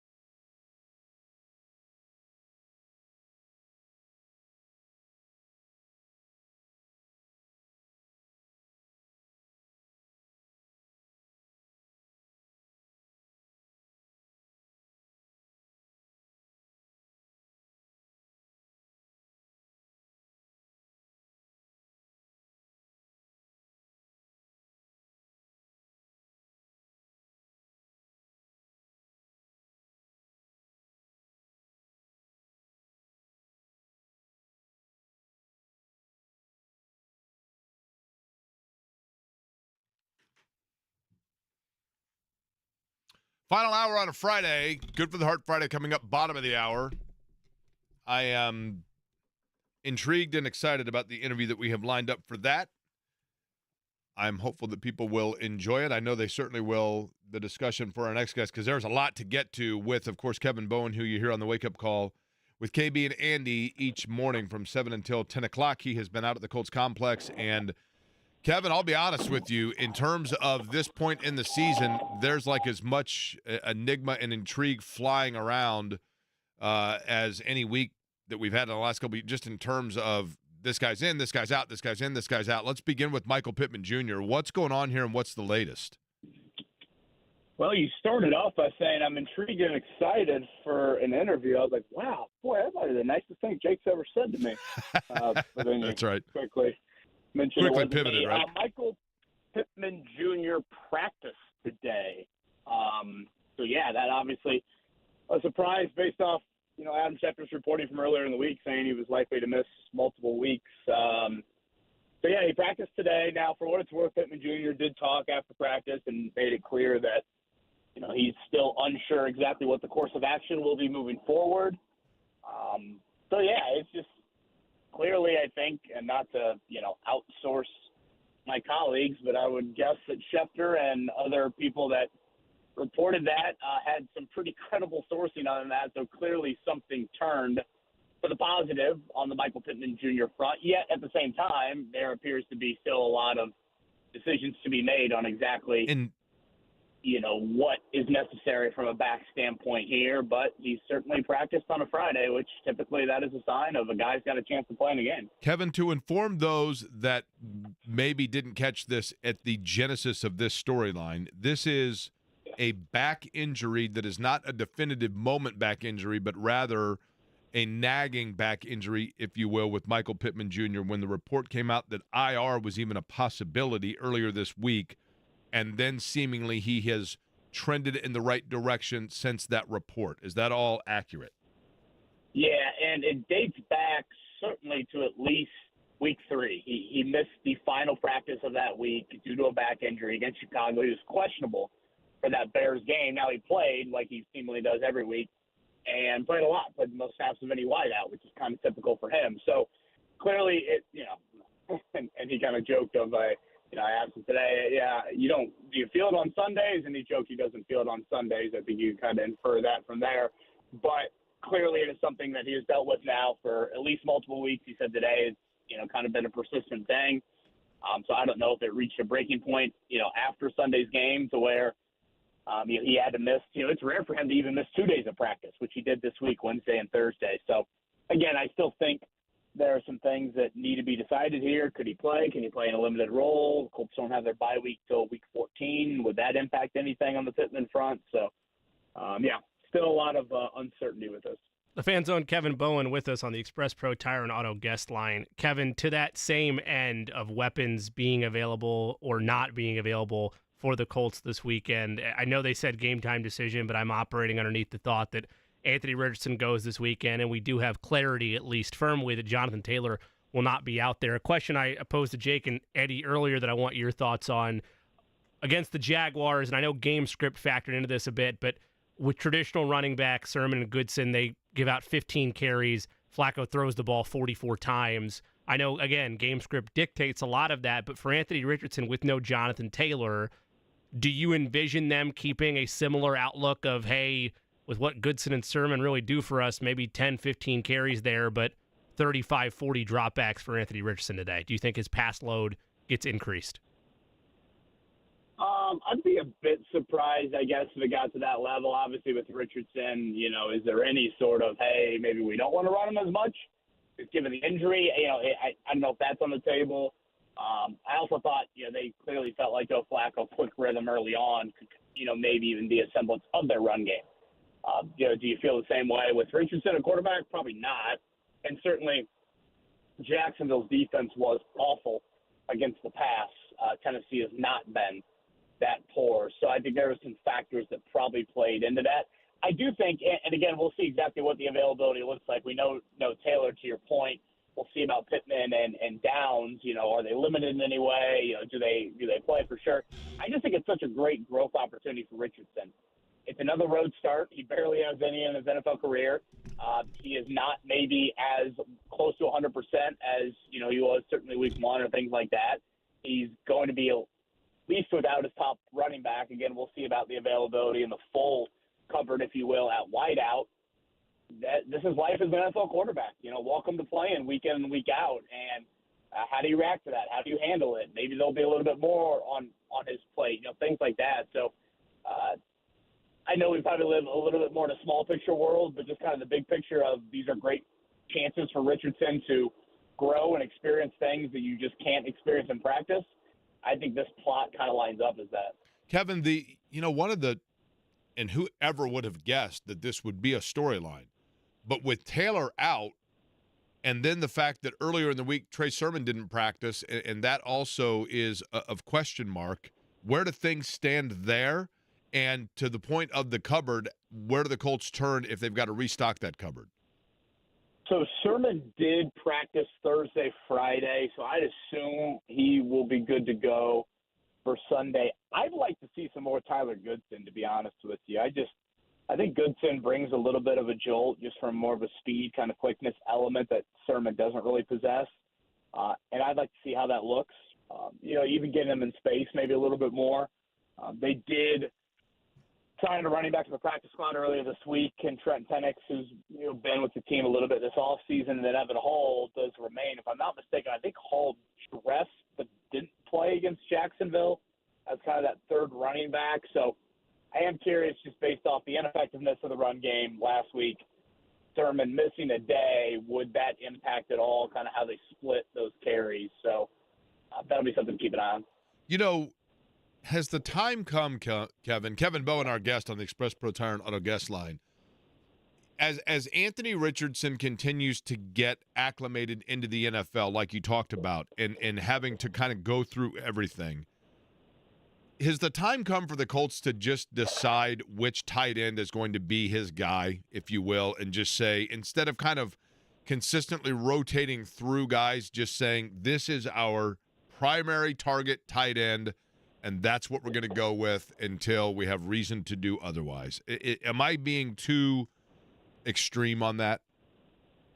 Yeah, I think ideally you would have that, but I just don't think they trust anybody for a 50-snap role at tight end like Jack Doyle, turned into in his career, and certainly at times I think Dwayne Allen was that.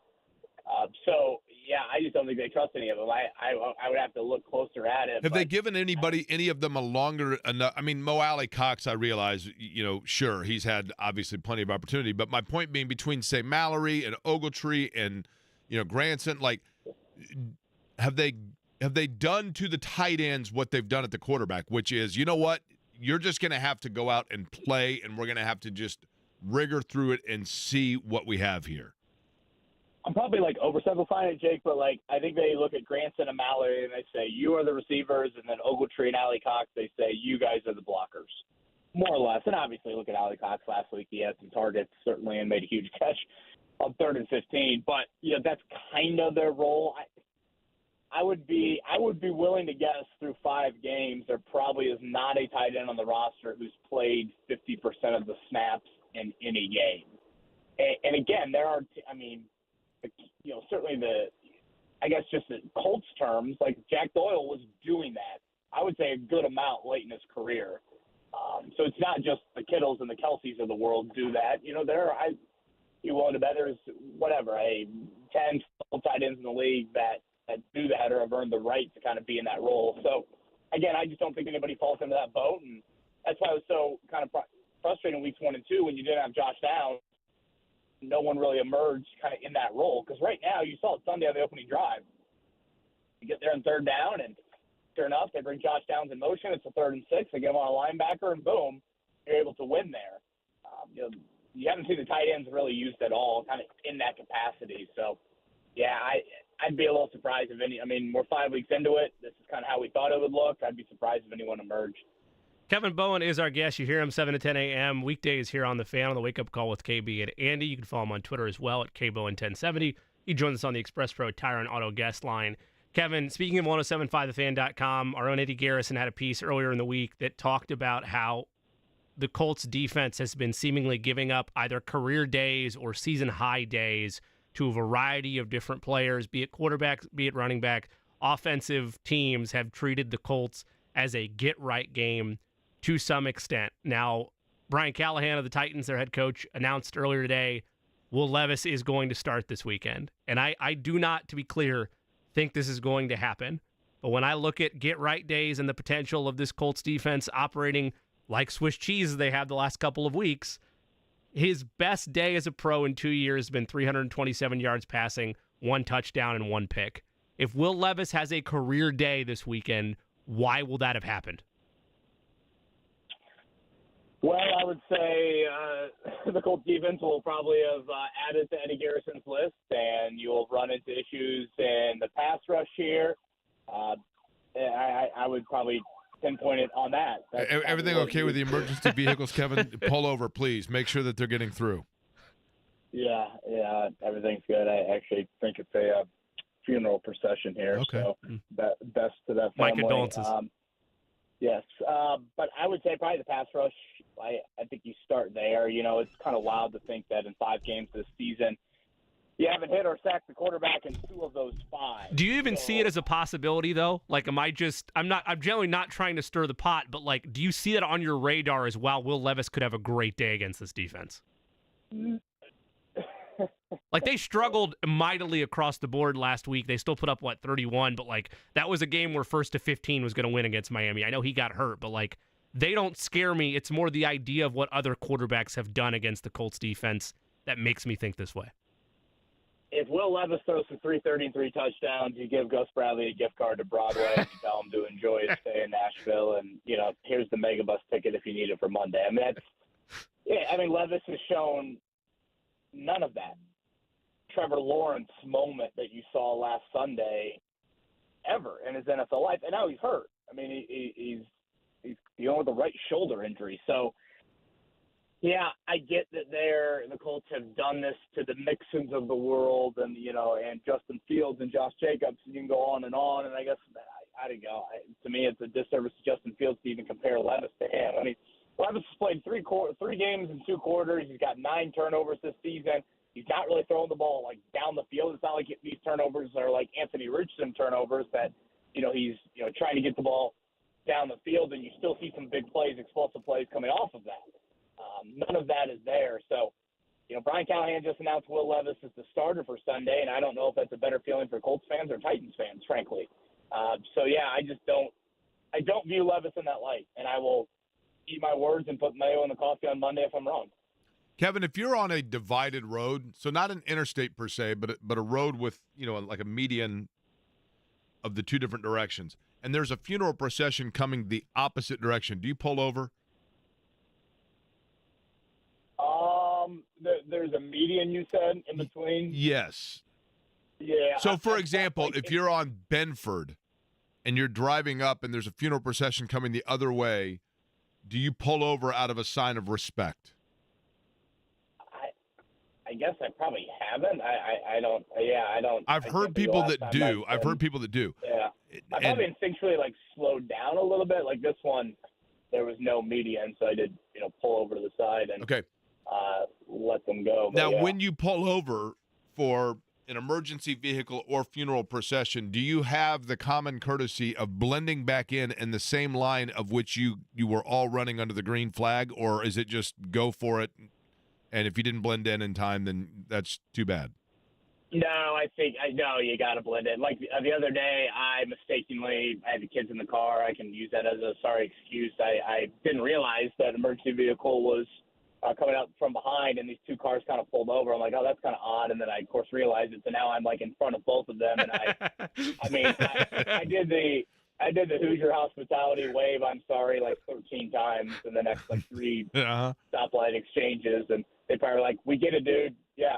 I usually bat the chest, my bad. That's on me. Yeah, I've done that. I've done my fault. The chest back. Yeah, and then that requires a lowering of the head. Okay. Now, Kevin, half of the passengers you had in the car, you had in the car during that incident are responsible for picking the Colts winner via a plastic helmet. Have you done this week's draw? We have, yes. We posted it to Twitter this morning, yes. Okay. Can you divulge for our audience that may not be on the X Twitter what the result was and the record of your son? For those unfamiliar, if they are for the first time hearing this, of course. Where have they been? Thank you, Eddie. This Kevin's son picks the NFL game winner by marching up to 2 plastic helmets, and the first one he picks up is going to be the winner that week. His record stands at what right now, Kevin? 2-3.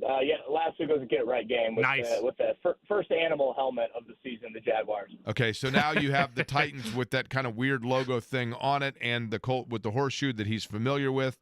He went with which? He was decisive. He started off by singing "Take Me Out to the Ball Game." I think he was a little confused exactly. Playoff fever, baby. He's got playoff fever. Let's go. Yeah, I'm certainly playoff baseball. I mean, unlike anything out there. So I guess he's just got the itch. Maybe supporting Jimmy's Yankees here. So he started off with that, and then he was decisive, and he went with the Colts.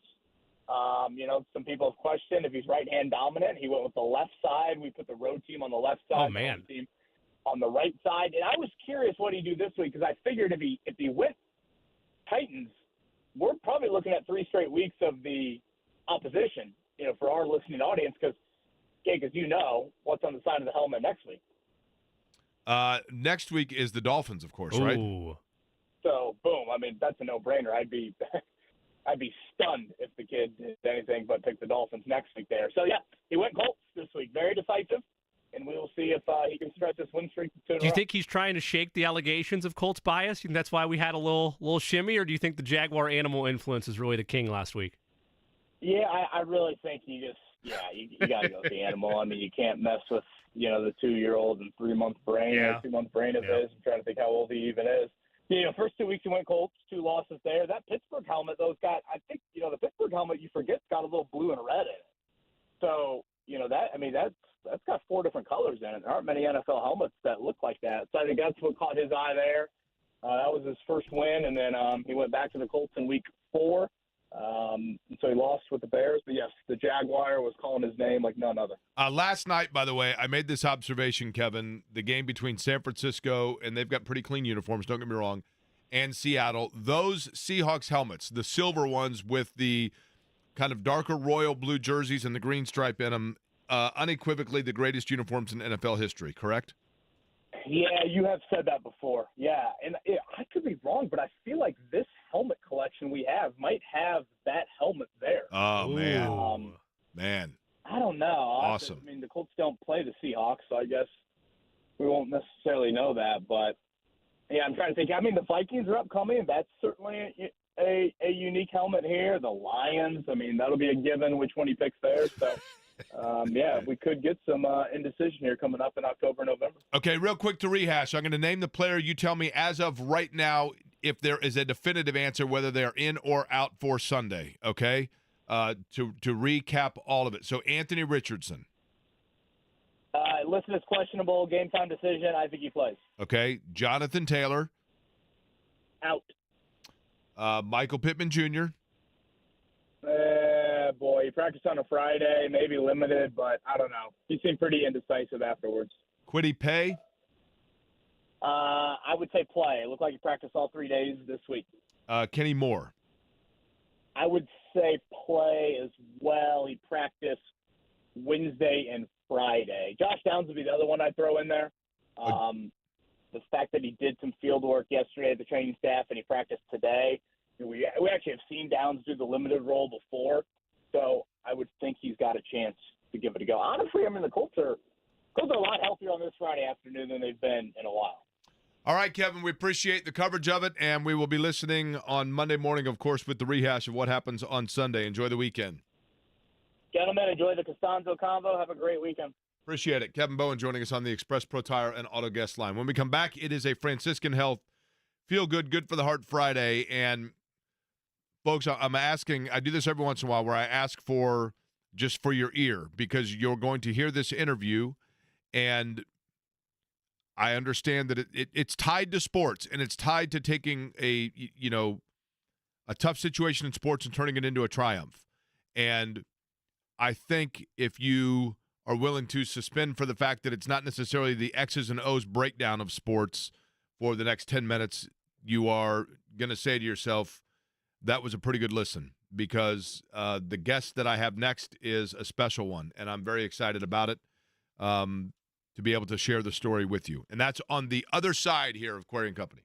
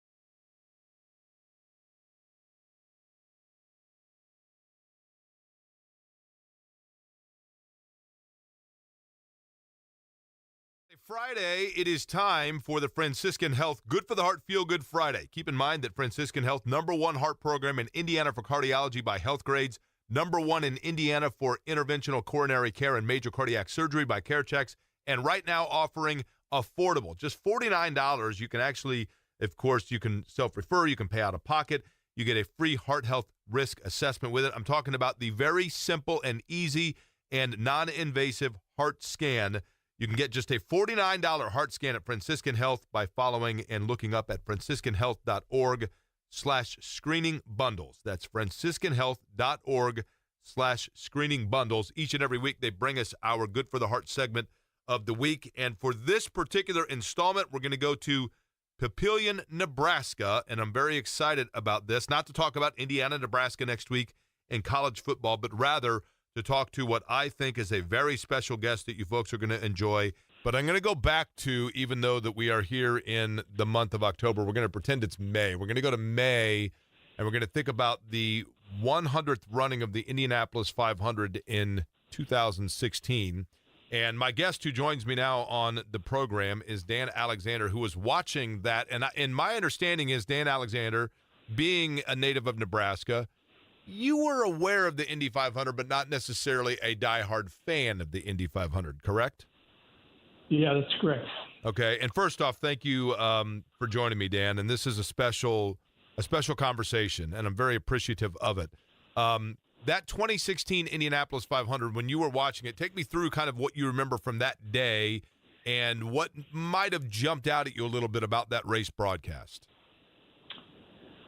Well, I turned the TV on, and I was looking for another sporting event, and it came right on to the Indianapolis 500, and the race was already started. In fact, it was in the 96th lap, and I just watched it. I'm going to watch this for a few minutes, and so we went to the 96th, and then 97th lap, and then the announcer said, and we have a new race leader with all the people going into the pits, Brian Clausen. And I thought to myself, well, that's interesting. And here's a guy who, is pretty new at it, at least the Indy 500 part of it. And he just took the lead. And it's the 100th anniversary of the Indy 500, and he is now leading on the 100th lap. Quite a coincidence, but that's why that name stuck with me at that point. And little did I know, the story that would evolve from that. So, but anyhow, that's. And that story is this, Dan. I want to go to your own health at that point. How old a fellow were you in 2016? And am I correct in saying that you already, like myself, had gone through a health scare involving your heart at that point, correct? Correct. Yeah, so I had a massive heart attack in 2013. In 2000, and I was 59 at the time. And then, so 3 years later, or 4 years later, I got a heart transplant, and I was 63 at the time. And so what you didn't know at that time, Dan Alexander, was that on the evening of August 7th, Brian Clausen, who you had watched in the Indianapolis 500, was involved, tragically, fatally injured in a USAC racing accident in Kansas. And 2 days later, his heart, you were one of 5 people whose lives were forever changed by the fact that Brian Clausen had signed up to be an organ donor, and you are now speaking to us today. I know earlier you said you were out doing yard work, and you're doing the things that you want to do in life because Brian Clausen's heart still beats within you. And it is a story, as I had mentioned, where I think it's one where you take a loss and you turn it into a victory. But I'm curious of this, Dan, and I know that you, I would assume, have met the Clausen family. I know that you have an incredible gratitude towards Brian Clausen's very selfless act. Are there ever times where you feel a confliction? I know that myself, when I survived a massive heart attack, I had a survivor of guilt, Dan, for quite some time, to be honest with you. If I knew people that were not as fortunate as I, and it doesn't make me any better than those folks. And it was very hard to know that some families have suffered loss. You are still alive because another family suffered loss. Did you have to battle with that emotionally? Well, I think that's probably the first time I've ever been asked that question. And I can honestly tell you, yes. Being a combat veteran, you deal with a lot of very serious emotions and things that stick with you for a long time. Survivor's guilt is certainly one of them. Fast forward to my heart transplant, and really the first thing I thought about was someone died, and they're giving me their heart. And I've always lived by the creed that no greater love does a man have than he lays down his life for a friend. And that's what Brian did for me. Certainly at the time, I didn't know it was Brian. It took another 7 months before I found that out. The process of finding out who your donor is it's kind of a long one, and it's an anonymous one. And it's done by letters that go through a coordinating nurse at the transplant center, in my case, down in Nebraska Med Center in Omaha. So we exchanged letters, and of course parts of it had to be redacted because they were personally identifying information there. But not much. Both the letters that I sent and the ones that I got were all, oh my goodness, they were very such deep feeling, emotions. Certainly I got letters from Brian's mom and dad and sister and his fiance, and every one of them, I felt I needed to respond to them uniquely, because they were all in a different place as far as grief went. So fast forward, I think it was February 14th of 2017. We all know that as Valentine's Day, and it was a Sunday, and I remember praying that I really wanted to find out who my donor was, and I asked God for a sign, and I had received mail the day before. It was a Sunday, so I received mail on Saturday, but I didn't open it, and then I went over and opened it for some reason, and lo and behold, it was a letter from the coordinating nurse saying, your donor was Brian Clausen. Here's the phone number for his mom, and if you feel like you can do it, give her a call.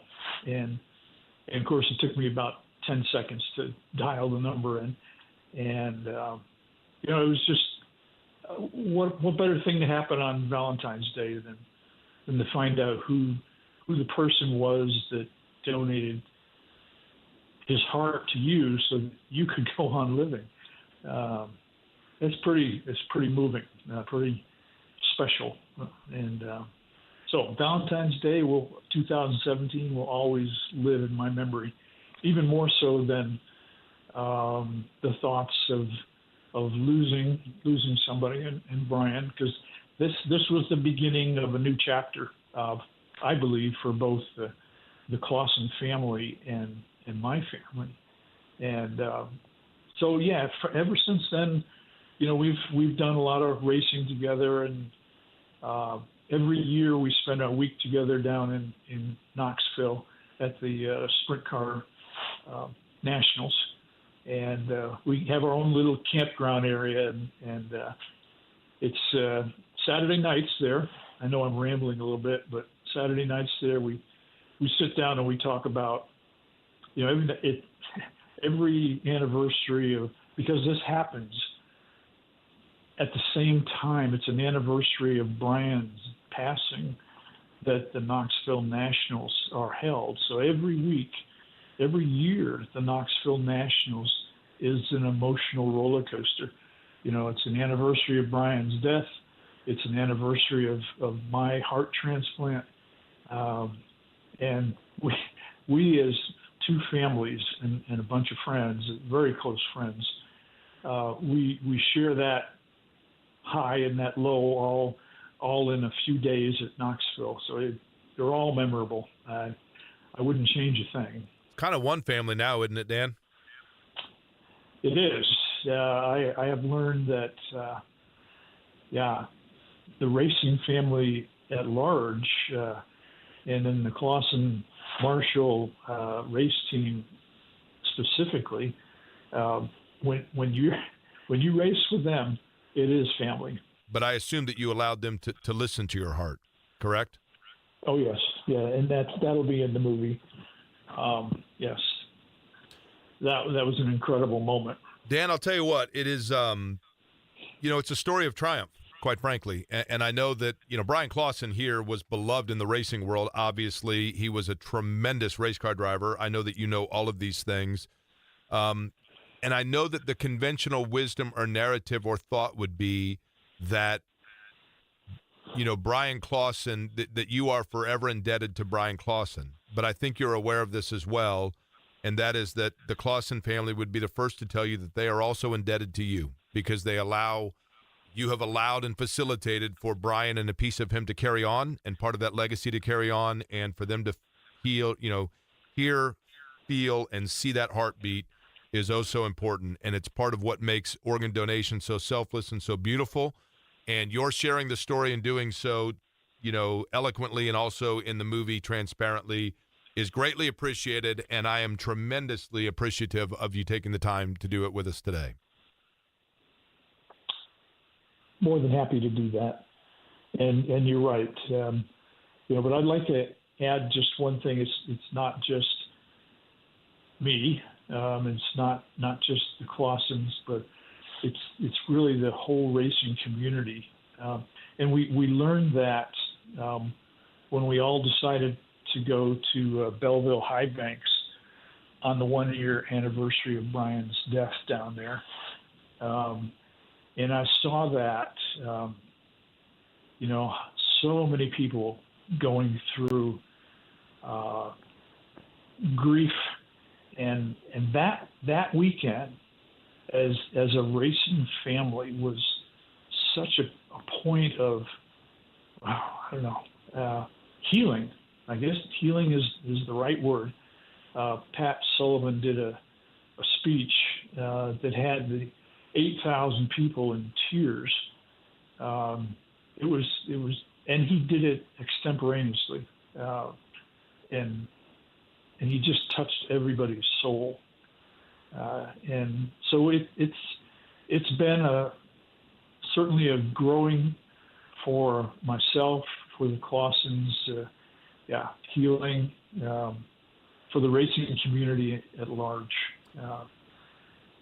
I appreciate it. I'm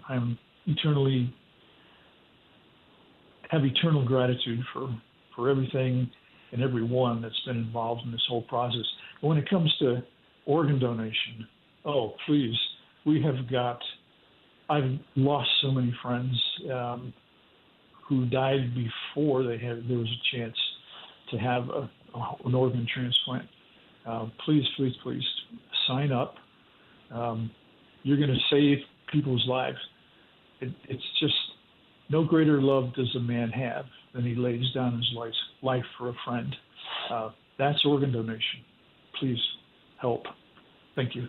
Brian Clausen was a racing hero. Dan Alexander continues the heroic work of Brian Clausen.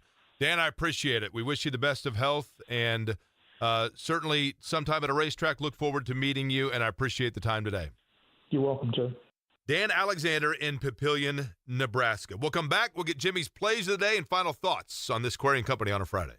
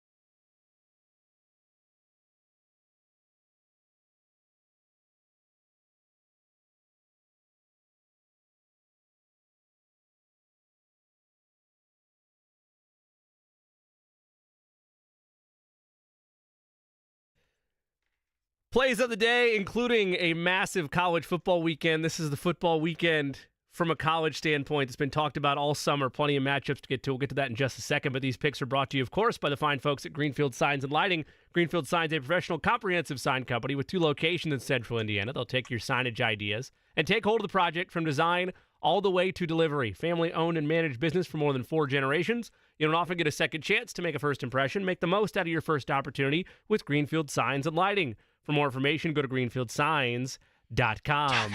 Today's plays of the day. We'll start first with our lone bet for today. Game 5 of the NLDS between the Padres and the Dodgers in Los Angeles. I will take the Los Angeles Dodgers to win the money line and move on to take on the New York Mets in the NLCS. Now shifting towards Saturday's slate in baseball, I'll take the Detroit Tigers to win the money line on the road against the Cleveland Guardians. First pitch there at 1:08.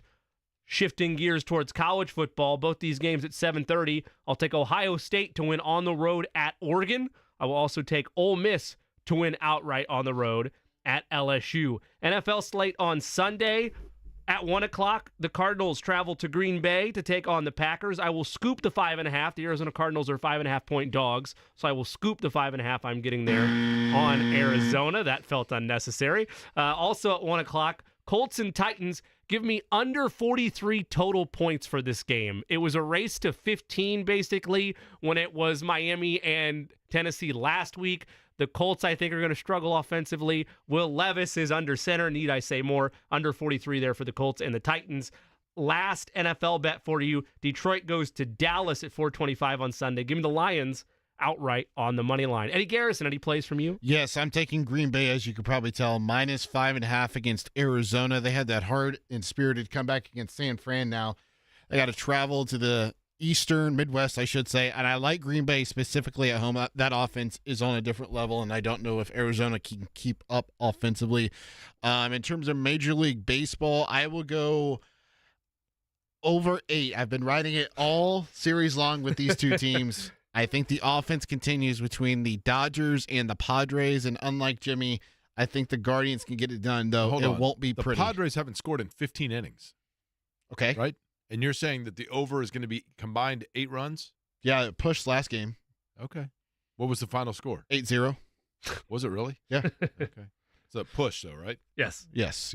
So I'm going over 8 between the Padres and the Dodgers. Yoshinobu Yamamoto on the mound for the Dodgers, and Yu Darvish for the Padres. First matchup of 2 starting pitchers of Japanese origin, or Japanese birth, I should say. And I have a wedding on Saturday, so no college football bets for me. My high school buddy Casey and his now fiance Haley. Wait, you have 2 high school buddies? I have a high school buddy, and then Alec is your not college high school buddy. Yeah, college. Are they paying people to be there, or is that did you get in on an actual invite? I'm friends with how much was the ticket? Did you have to go on? I'm friends with the bride's dad. Secondary we'll put market. it there, okay? I'm friends with the bride's dad. Secondary All right, market fair for the enough. wedding. By the way, so we will know definitively on Monday who the AL and NLCS representatives will be. Correct. Yes. It's going to be the Dodgers, the Mets, the Yankees, and the Tigers. Just to be right? clear, and I can say this so it's not going to happen now. Is my math right that I could be the sole winner by this weekend? I could have all 4 in the CS, and that's Isn't that it. That's all she crazy? wrote. Yep. That's insane. So that's absolutely, because we did a snake draft. It wasn't Yeah. like the deck could be stacked for me. I mean, man. Okay, your score prediction, Jimmy, for Sunday. I think it's going to be an ugly game. I think the Colts do win it, though. 20-12. Colts get it done. I went Tennessee 17-13 over the Colts. Eddie was the upset pick, right? Mm-hmm. Titans are favored, by the way, just for the record. Should I be that guy and be snarky and put down that like my score prediction is like 9-3? I almost did that because I think it's going to be that bad of a game. So I think you should. Yeah. Should I revise this? I thought about 15-12. Matt Gay redemption arc from 35. So I'll do that. 9-3, the Colts win.